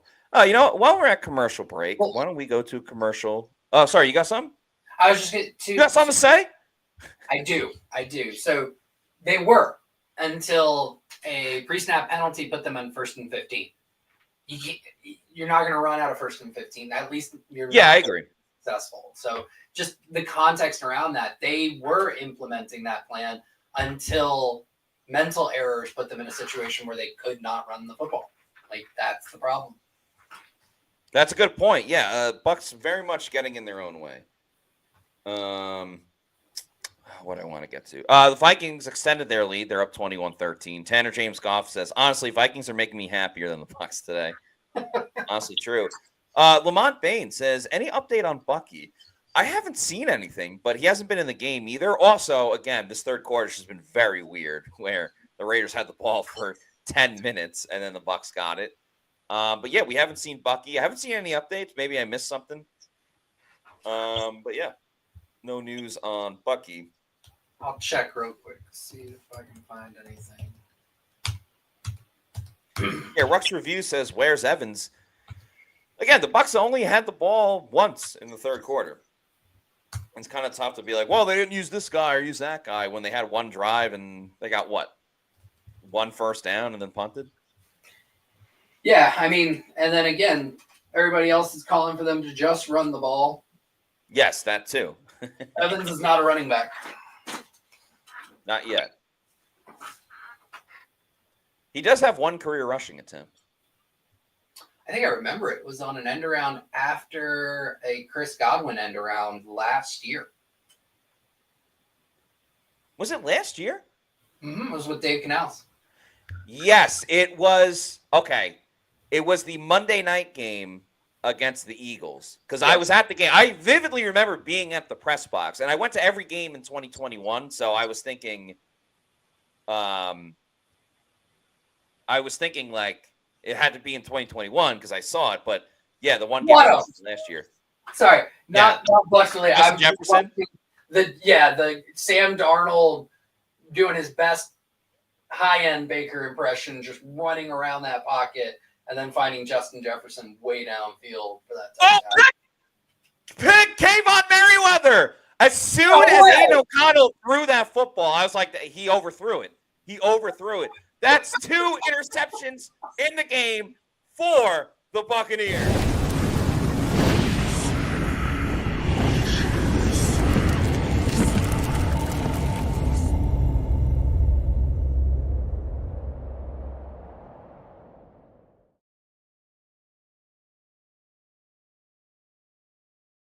As soon as the initial screen wasn't there, it looked like he was airmailing it.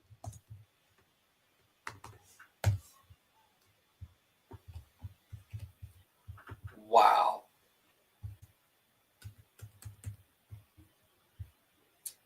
This whole season, I've been saying it on a game-by-game basis, but the whole season's drunk.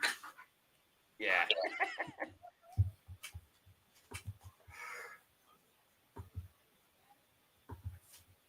So that's 2 interceptions on back-to-back drives. Welcome back, Kayvon Merriweather. Also, want to get to Brent O'Neill. Says, Matt, are you going to criticize Baker Mayfield? LOL. Have you missed the boat, Brent? I said it earlier. I was like, Baker Mayfield's been terrible today. He was good in the first quarter, but he's been terrible ever since. And did you not hear me like 2 minutes ago where I was like, can Baker throw a damn ball that doesn't get tipped? So come on, Brent. If you're going to call me out, keep up with it. Well, what are you missing, man? All you do is bash Baker Mayfield every single show and every single game day stream. Now you're going to call me out for not calling out Baker Mayfield when I just did? Come on, dude. Start living in reality, buddy. It is absolutely impossible to try and give any type of nuanced evaluation of Baker Mayfield. I have literally posted video or comments about him designed to be as fair as possible. And in the same comment thread, I will hear, all you do is bash on Baker and all you do is defend Baker. Like, back to back. Right. It's And like, listen, amazing. I'm more than open to constructive criticism. People call me out for certain things and certain takes. Like, I'm not right 100% of the time. But also be a little realistic. Like, come on, man. Yeah, people are siding with this as well. Where was it? Nicola says Baker has been flamed all show long by all of us. Josh says, "Come on, Brent." Not Josh Queipo. Josh Wee says, "Come on, Brent." Since he kid says, "Come on, Maine." LMAO. Andrew says, "You tell him." He's 813 says, "Matty Diamonds finally got fed up." LOL, love it. Again, like, I'm fine if you want to criticize me for stuff, but when it's just blatantly false, that's where I have an issue. Rich Jr. says, "Can't believe I'm holding a poop to watch this game."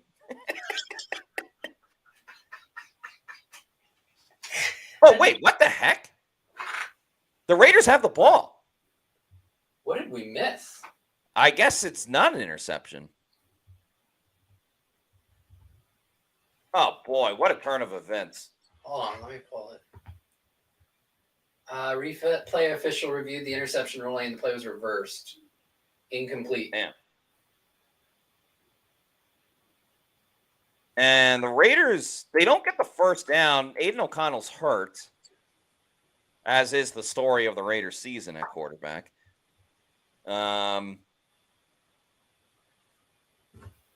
They did get close. I mean, they're in a situation to go for it, but now that O'Connell's hurt, let's see who got the hit. Elijah Cansey, just kind of a simple push. Jeff the Champ says, "Man, what the F?" I don't think you can really blame the refs on this one. Like, any turnover goes to review. So if he didn't catch it, he didn't catch it. And Josh Weiss asks, who is the backup? Believe it or not, Gardner. Desmond Ritter. Oh, that's right. Minshew out. Yeah, Minshew's injured. Yeah. Oh, that's right. So the return of Desmond Ritter. Noted Buck killer. Who isn't a Buck killer? Well, last couple games, Baker Mayfield has been. Ooh. Shots fired. Ooh. Interesting comment from AJ Contis says, why would Cansey do that? Could have been a penalty. I kind of agree with you. Like, he pushed him after the throw. I understand, like, you want to get hits and stuff like that, but I don't know. Today's NFL, like, you lay a finger on the quarterback and it's a penalty. Yeah, I want to say Cansey got hit with a late hit penalty on Bryce Young last week, too. He had the one as well where I think it was against the Chiefs or something, but it was going out of bounds. I any late hit penalty on Patrick Mahomes, I'm not going to hold against the defender because of the way Mahomes manipulates that system and that specific call.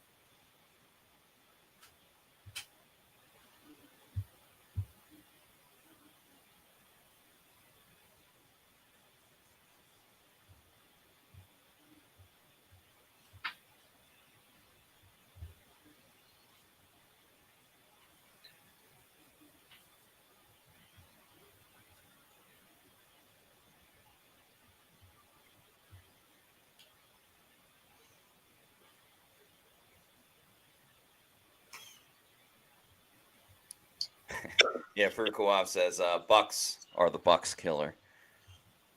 That's like SpongeBob when Patrick's like, the whole time I was looking for me. When they try to find the person that threw the peanuts at the animal in the zoo. You do a really good impression of it. Thank you. Yes, I actually pride myself on that. I still have that embarrassing picture of SpongeBob from the Christmas party. I don't know what your views are on this character / voice actor, and I hope you take this as the compliment it is meant to be. but you are the Hank Azaria of our times. That means a lot to me. First of all, Hank Azaria is a huge Mets fan, so I loved him for that. I loved him on the TV show Brockmire, where he was like the baseball broadcaster. Yep. Great show. And yeah, he does all the voices on The Simpsons. So I take that with a gigantic compliment. And if I got a job as a voice actor, I'm in. I'm happy to do it. My services are available, especially on Tuesdays where the Bucs don't have media availability. There's a movie he was in, and I'm trying to remember. That was such a big. Along Came Polly. Do you not scuba? He was good in that. But Eulogy. He was so good in Eulogy. Can't say I'm familiar. I highly recommend. It's got to be 20 years old now, but really, really good. It had Ray Romano in it, Zooey Deschanel. Oh wow, that's a good cast. Yeah, and I'm Deborah Winger. So yeah, just really good. I wonder if during the set at all, Ray Romano was like, Deborah. That's his wife's name, and Everybody Loves Raymond. By the way, great comment from Mike Reynolds says, are the Bucs the 2024 NFC South champs? No, this is Patrick. Oh, man. Oh, Rip Torn was in that movie, too, Eulogy, if you're a Rip Torn fan. I don't know him that well. By the way, very sorry for Aiden O'Connell. Ended up getting carted off. Yeah. Rip Torn was the boss in Men in Black, like their supervisor. Oh. Is he the guy that... Who's the guy that plays Patches O'Houlihan in Dodgeball? That's him. That's Rip Torn. That's Rip Torn. Okay. Which, funny enough, to bring it back to Hank Azaria is in Dodgeball, briefly. When they watch the video of, like, here's how you play Dodgeball. Right. Like old black and white. And he's like, and when you pick your teams, make sure you get all the bigger, faster, stronger kids so you can pick on the weak ones, like Winston here. So, all right, here you go. Hank Azaria played the younger version of Rip Torn's character in Dodgeball. He was Rip Torn's son in Eulogy. Get the hell out of here. That is so funny.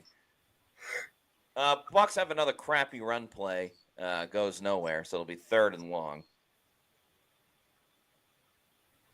JB says, RTDB. Run the damn ball. It looks like Bucky Irving's out for the rest of the game. I mean, he hasn't been in. He looks sad. I would say melancholy if I were to describe Bucky Irving at the moment. I should not be laughing at you describing somebody else as melancholy, but here we are. You didn't think I was going to drop a melancholy on the... I did not. I'm very glad that you did, though. Sterling Shepard makes a great catch on 3rd down and then hypes himself up. Well done, Sterling.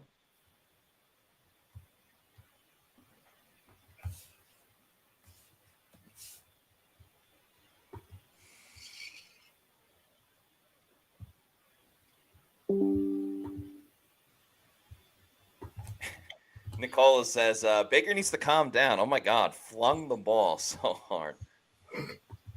I wonder... I'm not talking about, like, arm strength and who can throw the ball, like, farthest down the field. I am curious, like, on just a typical, slant or a 10-yard pass, who throws, like, the hardest ball based on just how they want to throw it, not how much velocity they can, just like on a typical, this is the speed that I throw to my receivers. Like, who throws the hardest, who throws the softest? I'm just curious. It's not like a... Jay Cutler, I imagine, would have been up there. Obviously not a current quarterback. But I feel like Cutler was always just dialed to 10. No matter what the call, the throw called for, he was just driving it. I don't think it's legal, but it would have been cool if Jay Cutler just, like, played every game with a cigarette in his mouth. That's the quarterback.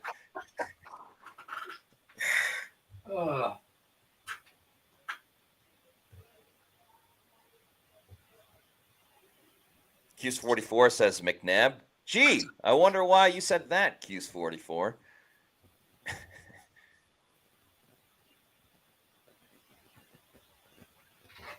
This is a very funny comment. Rustman says, just a game of mid-pirates fighting with foam swords today.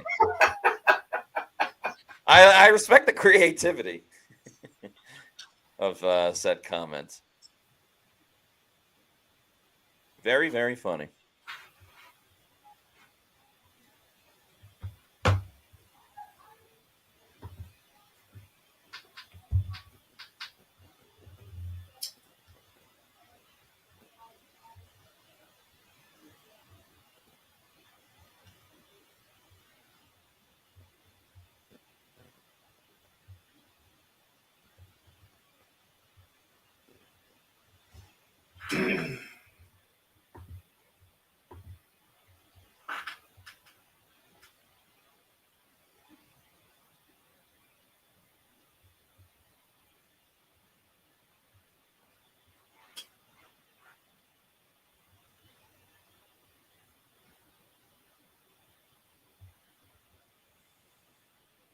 Diesel Roche says, find Mike.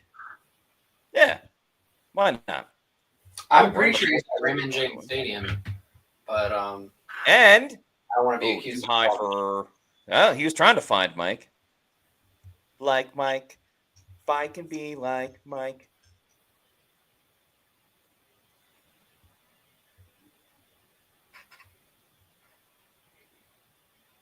Yeah, put your fours up, folks.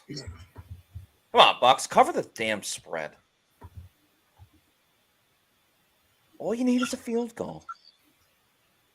A little field goal. Shawnee Tuck's in the game. So that means they're going to run it with Sean Tucker. Sean Tucker. They do run it with Sean Tucker. 4-yard gain for number 44.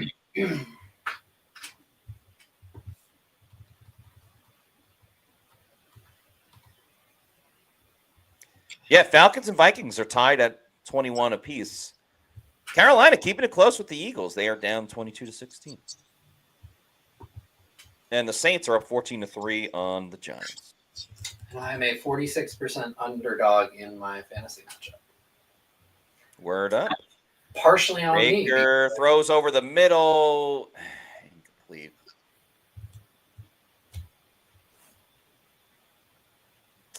Bucs will have to punt. Pretty sure that pass was tipped again. We may have to play a new drinking game. Just drink every time Baker Mayfield gets a pass tipped.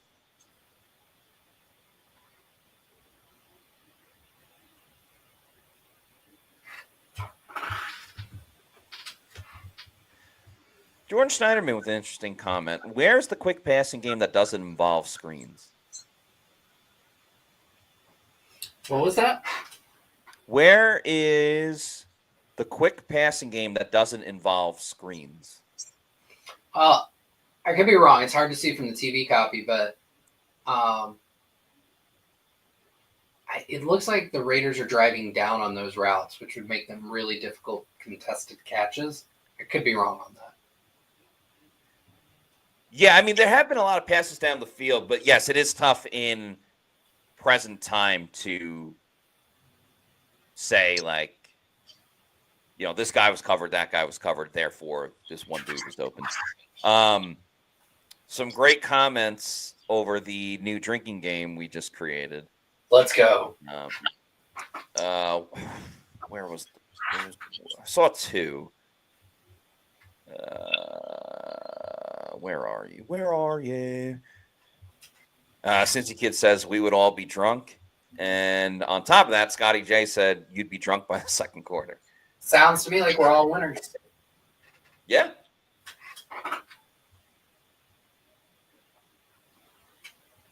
I say this and I'm a dry house.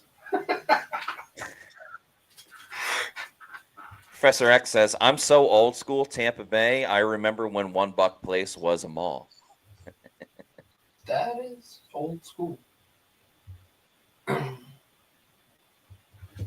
JB with a strong comment says, in order for us to win, it'll have to end 14-10. Offense didn't show up past the first quarter. Sad, but kind of true.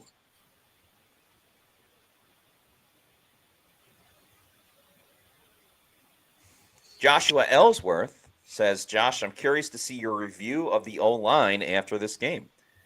Well, Josh is one of the best in the biz of breaking everything down, especially with the tape. So I'm sure you'll have some strong points. First thing I'm going to do is just check out Max Crosby versus Luke Gedeke and Tristan Wirfs. Yeah. that is going to be just appointment viewing. Like, I'm so excited to watch that tomorrow.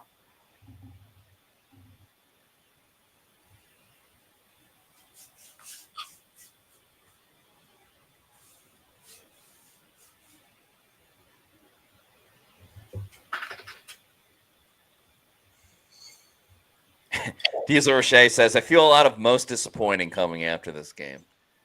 Yeah, that'll come from Adam Slavon. I'm sure it'll be a heavy list. And I'm sure Baker Mayfield will be on it. You know who really won't be on it? I don't think a lot of Bucs defenders will be on most disappointing.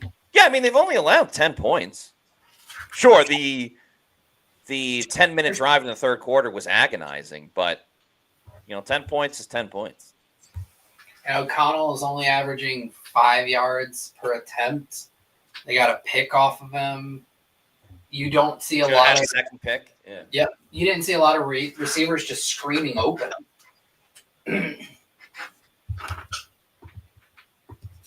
So yeah, now Desmond Ridder is in the game. We'll see how much the Raiders run the ball, since that's kind of what they've done best today. Biggest thing to look for right now, Desmond Ridder is. Oh, go ahead. Sack Yaya Diaby, incredible. Off a botch snap. Now I'm getting it. I was gonna say Ritter's best quality is probably his ability to get outside the pocket. The Bucs have been horrible at pocket contain this year, so yeah, that's a little concerning. And by the way, the Vikings have regained the lead on the Atlanta Falcons.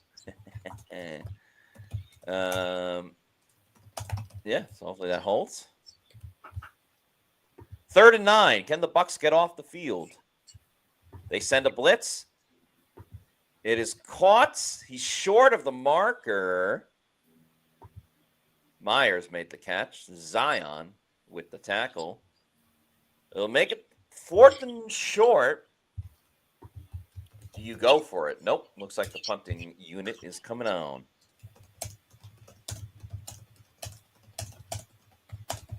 Looked like they had Logan Hall lined up on the edge, and Kalijah Cansey went inside. And I think Anthony Nelson went inside as well. Cansey was like kind of roaming like a linebacker.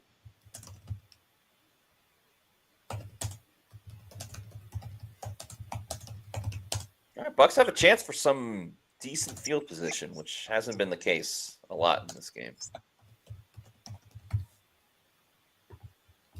Weird punt. Trey Palmer picks it up.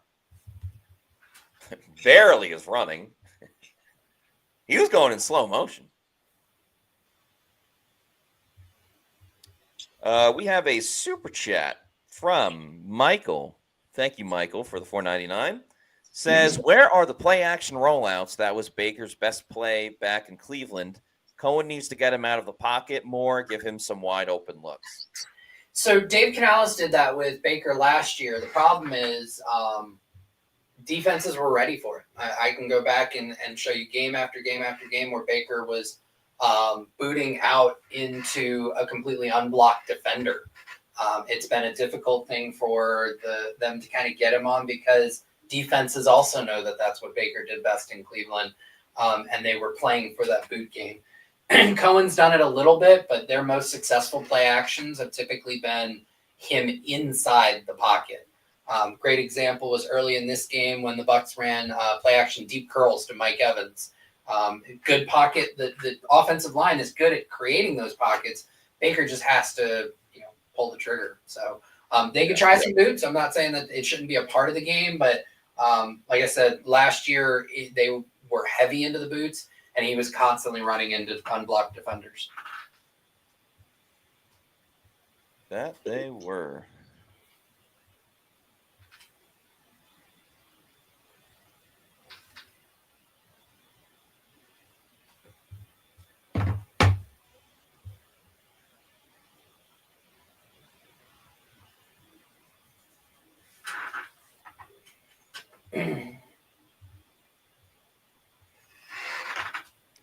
Brian S. says, run Tucker on 1st and 2nd down. Let's get to 3rd and 2 and convert a 1st down for the first time in 2 quarters.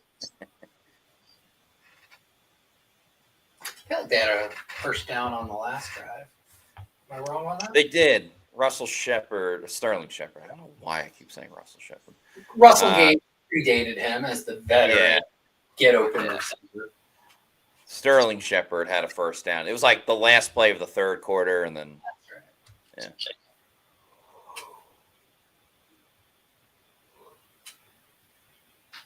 you take the under on this game? No, I took the over. Over's gone over a ton in Bucs games, so, but yeah, not today. That's all right. First time I've ever been wrong on Peter Pitts.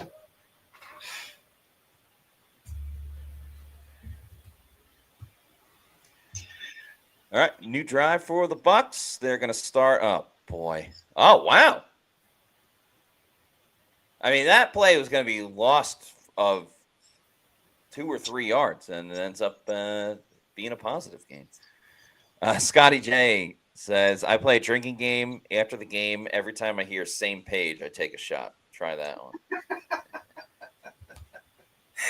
Scotty J, what were the results of your last liver test?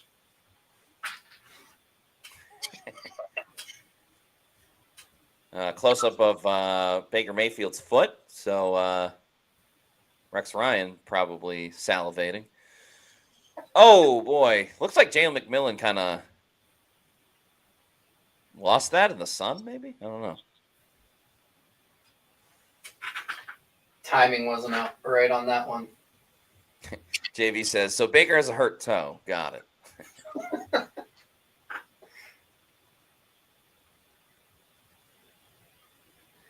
Yeah, that was definitely a timing issue. McMillan was either late on the break or Mayfield was early on the throw.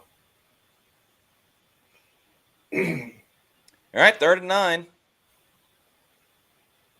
Baker throwing down the middle of the field. It's caught by Mike Evans, who leaps over a defender. Holy smokes. Put that on the highlight package for Mike Evans.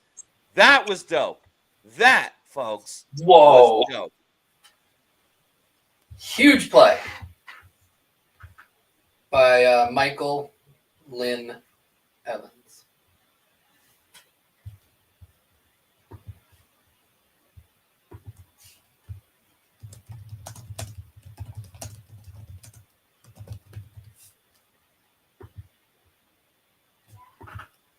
I'm going to tweet. And this time it's Mike Evans defying gravity. See if that can go viral. Thanks I like it. And now Rachaad White with the run. Tries to truck stick a defender, but a very solid 7-yard run. Air Mike, says JB. Nicole Legistina says, Daddy Mike. That's true. He, I believe, has 4 kids. I feel like that Mike Evans guy may get some love for the Hall of Fame at some point in the future. Yeah, he's all right. I think he's going to go far in this league. I don't think he's going to be cut next week. Yeah. Another run, this time with Shawnee Tux. He's got the 1st down and more. Sean Tucker to the 20, the 10, down to the 4-yard line. A great run by Sean Tucker. Let the ongoing battle of usage of running backs continue. Hell yeah. Who was the lineman he pushed? I think Grant Barton, I guess. And by the way, no, he pushed Tristan Wirfs. And that was a pony package. And that was pony package. And if things weren't getting better, the Vikings now took a 35-21 lead. Rachaad White to the goal line. Touchdown, Tampa Bay. Rachaad White's second touchdown of the game. The Bucs extend their lead to 20-10 with the extra point coming up.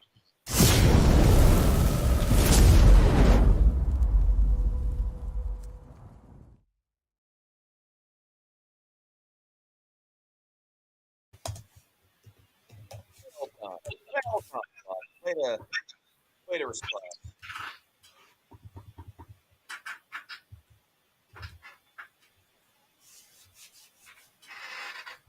What a turn of events, Matt. Yeah. What a turn of events.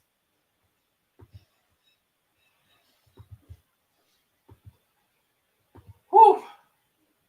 They just, like we said all season long, the Bucs are going to need all three running backs, or at least two running backs. And we're seeing today why Rachaad White is still very important to this Bucs team.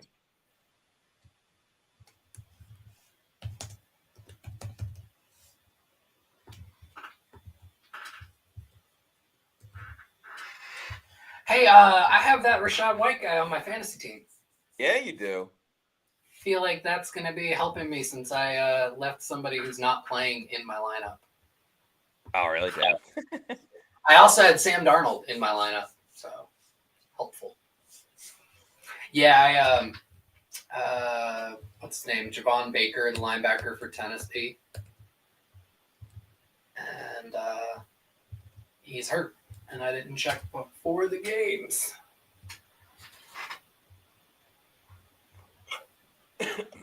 21-10 Bucs. 8:47 to go. So realistically, the Bucs can get one more stop. Now I feel like he's going to return this for a touchdown. Nope. Okay. Day saved. Remember, Desmond Ritter's in at quarterback. Raiders pretty much have to run the football. Throw the football. We'll see. That's an interesting game plan.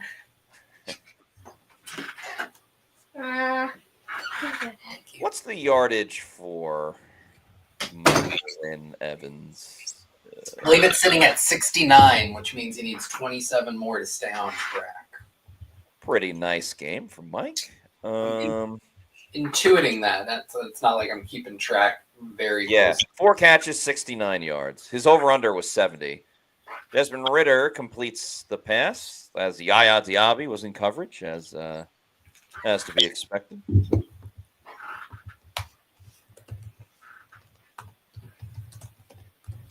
Wow, interesting fact that was tweeted out by the Bucs Communications.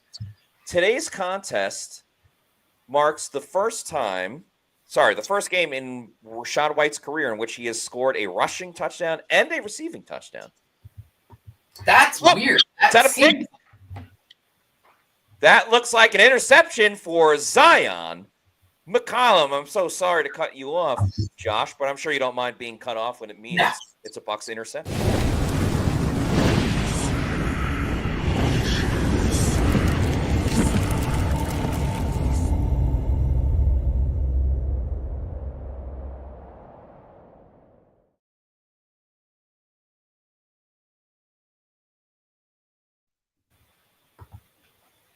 It's going to count. Also, we have a $2 super chat from Evan Bowker. Thank you very much. Who says, Mike Evans makes me feel better benching Rachaad White for Bucky Irving. I get it. I probably would have done this same thing. I mean, taking away the injury aspect of it. But yeah, great pick by Zion McCollum. The call's overturned. Never mind. Oh. Great pass breakup by Zion McCollum. The Bucs just hate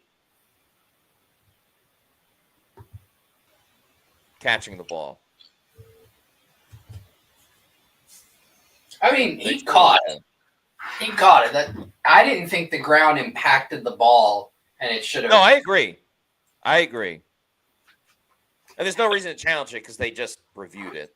Remember, all turnovers are reviewed. So,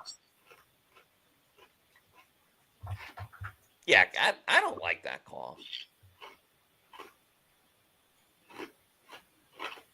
Yeah, I think this is 2 down territory as well. Oh, Christian Izzy. Oh, damn it.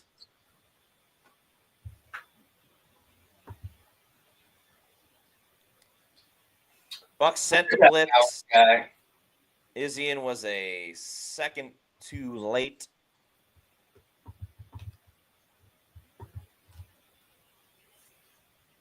Will be important for the Bucs to hold the Raiders to a field goal here. Because at worst, the field goal makes it a 4-point game. Possession game where they would need the 2-point conversion. That's right. Touchdown, the Raiders theoretically could take the lead. Good tackle by Jamel Dean, who some think are useless. But Dean with the tackle on Brock Bowers, not easy to do. Or sorry, that was Michael Mayer. Yeah. Or was I don't know. I'm confused now. They're showing both tight ends. Jamel Dean has had a pretty good game. Yeah. I would not be surprised if Jamel Dean was on most impressive. The haters are furious. Well, hate is going to hate. Nice tackle by Kayvon Merriweather. He really laid the boom. Here comes the boom. Ready or not. Ready or not. How you like the me voice now? from the South? Oh, is that what it is? At some point, did they go, here comes the yeah, here comes the voice from the South. Yeah, that's right. Yeah. I mean, Florida is Southern, and they play in the NFC South. South of Vegas. True. Yeah, this doesn't really give East Coast, West Coast vibes. Ritter's going to try to run. Oh, Kayvon Merriweather, nice job. Avoids the spin move by Ritter. And seems like the Raiders are going to keep their offense on the field. Interesting, because a field goal does make it a one-possession game, and you do need 2 scores. But hey, I'm not the coach. What do I know? I always appreciate Antonio Pierce for beating the Patriots, the undefeated Patriots in the Super Bowl. So thanks for that, Antonio Pierce. 2 seconds on the play clock. Bucs send the house. Ritter throws. Dude, you got to make that stop. What are you doing? Push him out of bounds. That's an awful play. That's an awful play. Are you kidding me? Was that? I think that was Jamel Dean. Dude, just push him out of bounds. Probably because I said something nice about him. Yeah. That's a pathetic play. And now we're going to lose the bet. Come on, man. Just push him out of bounds. Bad. By the way, Ryan Miller is being evaluated for a concussion. Man. Nicola says, put Vi Jones back at corner.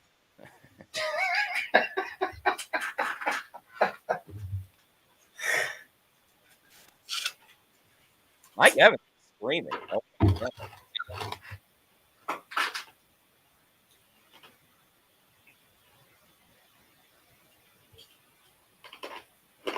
Oh, They're gonna run. Oh. What the heck? Is he looking for? Oh, Greg Gaines just not athletic enough. And they're not gonna get him. All right, 3rd and goal. I don't know why Ritter thought it was going to be unsportsmanlike conduct or whatever. 3rd and goal. 3:50 to go in the game. Bucs have a cushion. They're obviously up 11. It's a swing pass. Nice tackle by Christian Isian. Come on, kick the field goal, you pansies. You need 2 scores anyway. Nice Kick play. the field goal. Kick the field goal. Kick the field goal. They're not going to kick the field goal. I'm strictly talking. Oh, they are going to kick the field goal. All right. Again, Bucs minus 6.5. Miss it. Shank it. Shank upon it. Did Vita Vea just wave at the kicker? That's hilarious. All right. The kick is good, but most importantly, the Bucs are up by 8. They are covering minus 6.5. And I put a lot of money on the Bucs responsibly. But I put a lot of money on the Bucs today. Nicola says, Tyke and Isian are nice. Got me feeling nicey. Hey, I know somebody who does that. Yeah.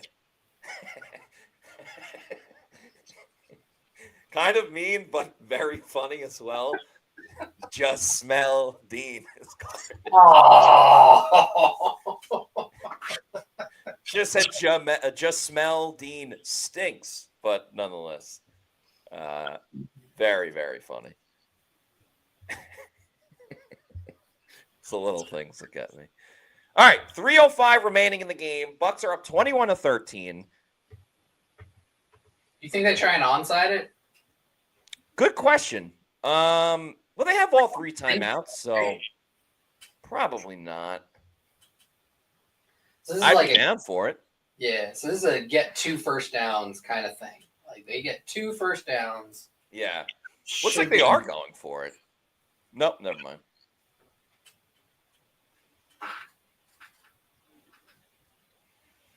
And you have to declare the onside kick, so it does take the element of surprise out of it. True. I You'd think like to see Sean Tucker just house this and put it out of reach. Right? Yeah, that'd be cool. That'd be fun.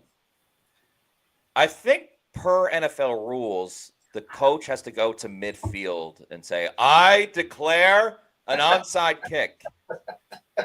They give him a mic, but yeah, I think that's how it gets done. And then he has a literal gauntlet that he throws down.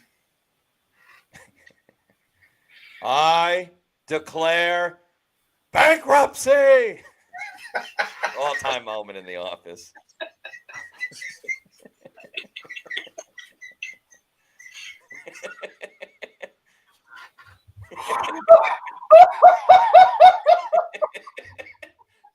Folks, we broke them.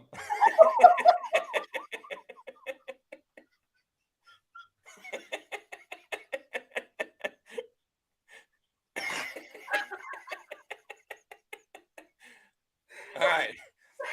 First and 10 for the Bucs at the 20, trying to ice this game out. We'll get Josh back in a little bit. They run it with Rashad White. Gets about 3 yards. Cincy Kid says JQ is done.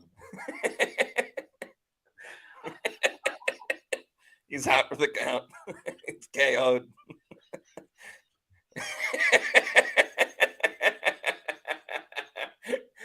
Oh, my gut hurts from laughing so hard. Granted, I'm out of shape, and but yeah.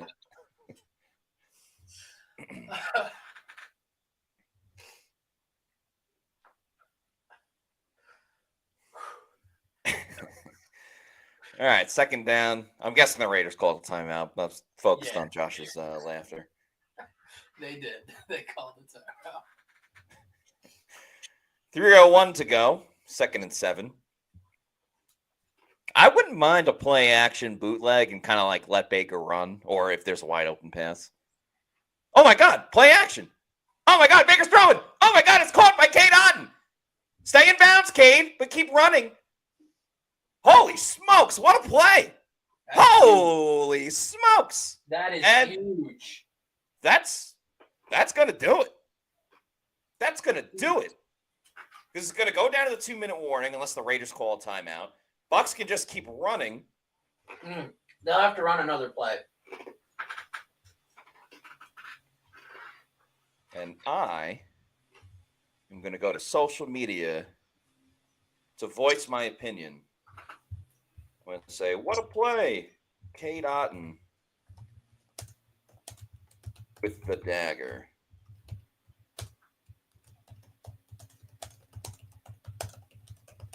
And Rashad White with a nice 4-yard run.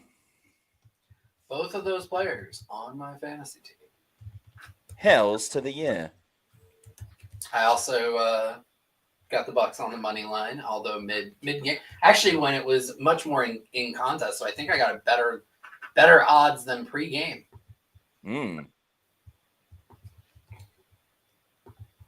Okay, so Raiders do call a timeout. They have one left, so figure go 2-minute warning, then timeout. I don't know. If you're the Bucs here, I mean, why not pass it again? It's going to be the 2-minute warning anyway. Well, I mean, the quarterback has not exactly been great at keeping the ball out of the other team's hands. So true. I think you run this, you get the 2-minute warning. You also have to keep in mind they are in field goal range. So a field goal puts the game 2 scores away. So if I'm the Bucs, I am absolutely handing the ball off every single time here. In fairness, they did just complete the big play to K-Dot. But yes, you are right. And the field goal range plays a lot into this as well. Raiders will call their final timeout before the 2-minute warning. So the Bucs will get one more play and then either get the first down and that's it, or kick a field goal and go up 2 scores. You do not need the Bucs to get that field goal to cover, correct? Yeah, the score could end like this, and they would cover because it was -6.5. So.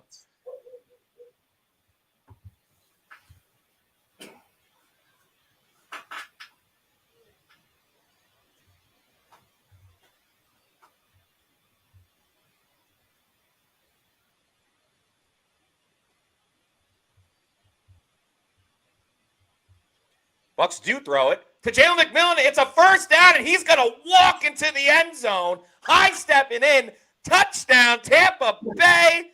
And that, my friends, will seal the deal.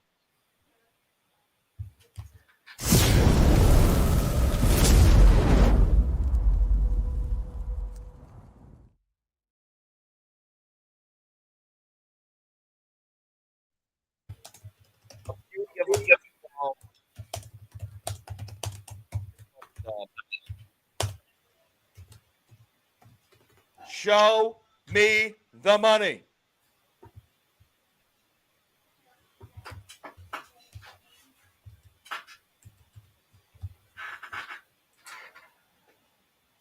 Who would have thought that the Bucs would end up with 28 points? Well, Yeah, anybody watching the game in only the first quarter and only the fourth quarter would have thought it. Any person watching the 2 quarters in between would have told you were high on meth. And like that Walter White type of meth, not that. Right. Catchy. I've never done crystal meth, so I don't know. But, they did say that Walter White's meth was the best. So. I have never tried crystal meth. I go for the cheap stuff, so mine is more like graphite meth.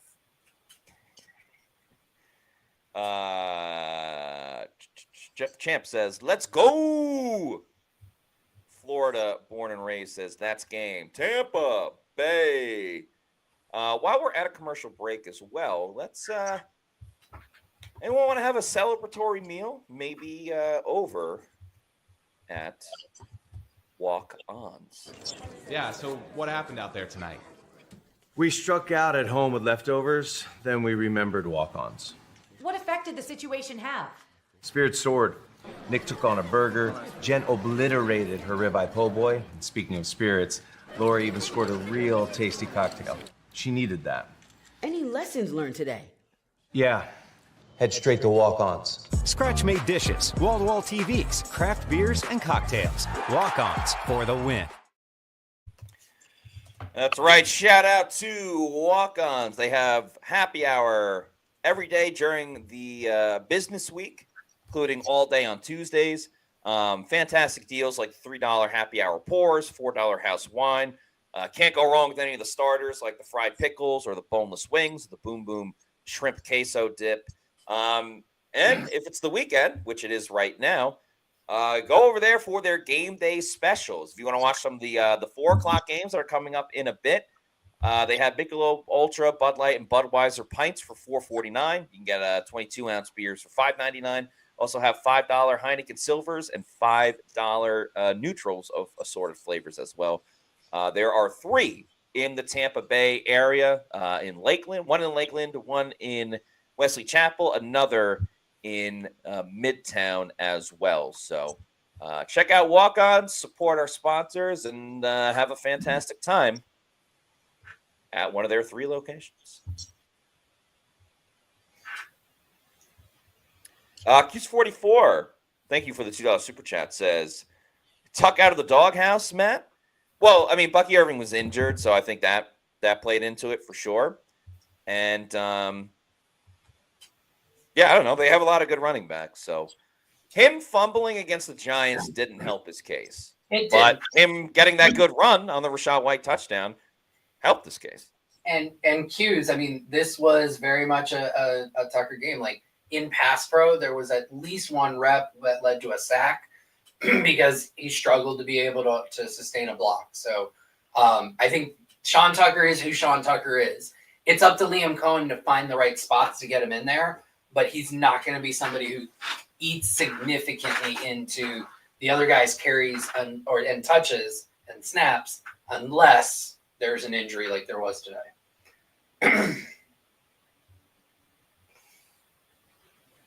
But you love it when he gets the ball in his hands.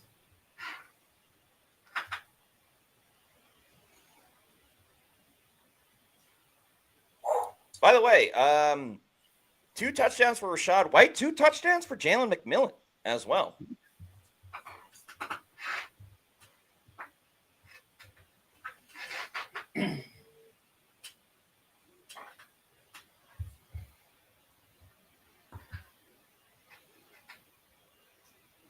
Ritter with a couple of over-the-middle passes gets the Raiders up to their own 41, and we'll do a quick game break. Miami and the Jets are tied at 23 with 4.5 minutes left in the game. Minnesota has doubled up Atlanta 42-21 as Meyer drops a pass. New Orleans is beating the Giants 14-11. That's not good for Dayball keeping his job. Cleveland is losing to Pittsburgh 27-14. 3 games have gone final. Well, the Thursday night game, Detroit beat Green Bay. But 2 games have gone final from the early slate. Jacksonville barely beats Tennessee 10-6. And Carolina loses to Philly 22-16.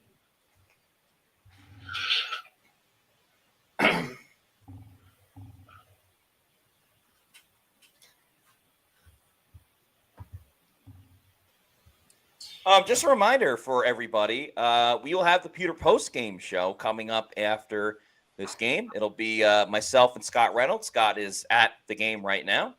He'll be live from Raymond James Stadium for it. So, he's got to do locker room, and he'll be in the press conference for Todd Bowles and Baker Mayfield. But a little bit after that, we will do the show. So stay tuned for that. We'll put it out on our social media and all that stuff.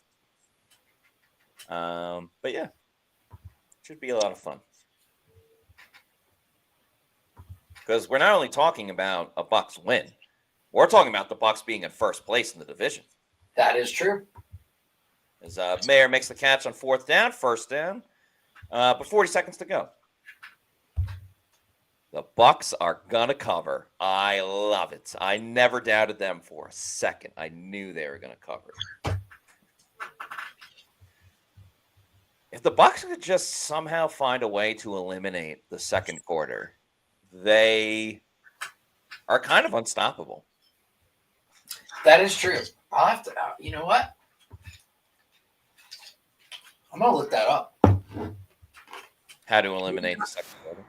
Well, just in general, like. Yeah, I mean, Saints game comes to mind where they allowed 27 points, but help the Saints score. Listen to the other 3 quarters.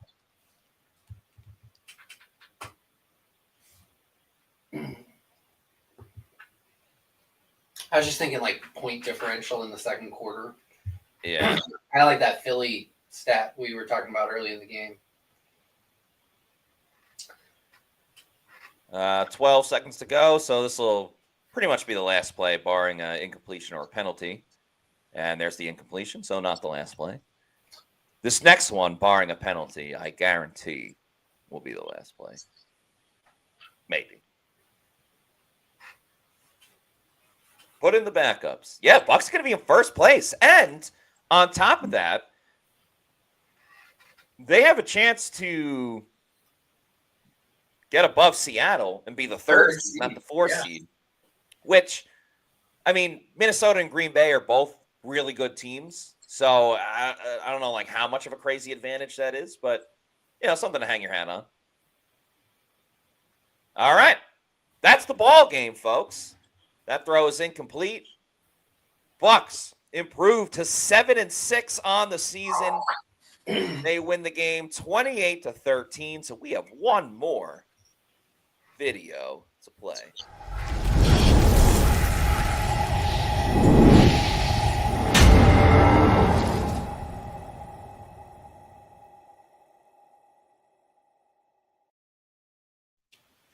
Folks, the Bucs are in first place in the NFC South Division. You absolutely love to see it. That's going to do it for us on the Pewter Game Day show. We'll have the Pewter post-game show coming up in a little bit, probably about half an hour, maybe an hour. We'll see. Check out our social medias. That'll do it for us. So for Josh Queipo, I'm Matt Matera saying thanks, everybody, for watching. We'll see you soon for another Pewter Game Day show. Bucs win. Peace out.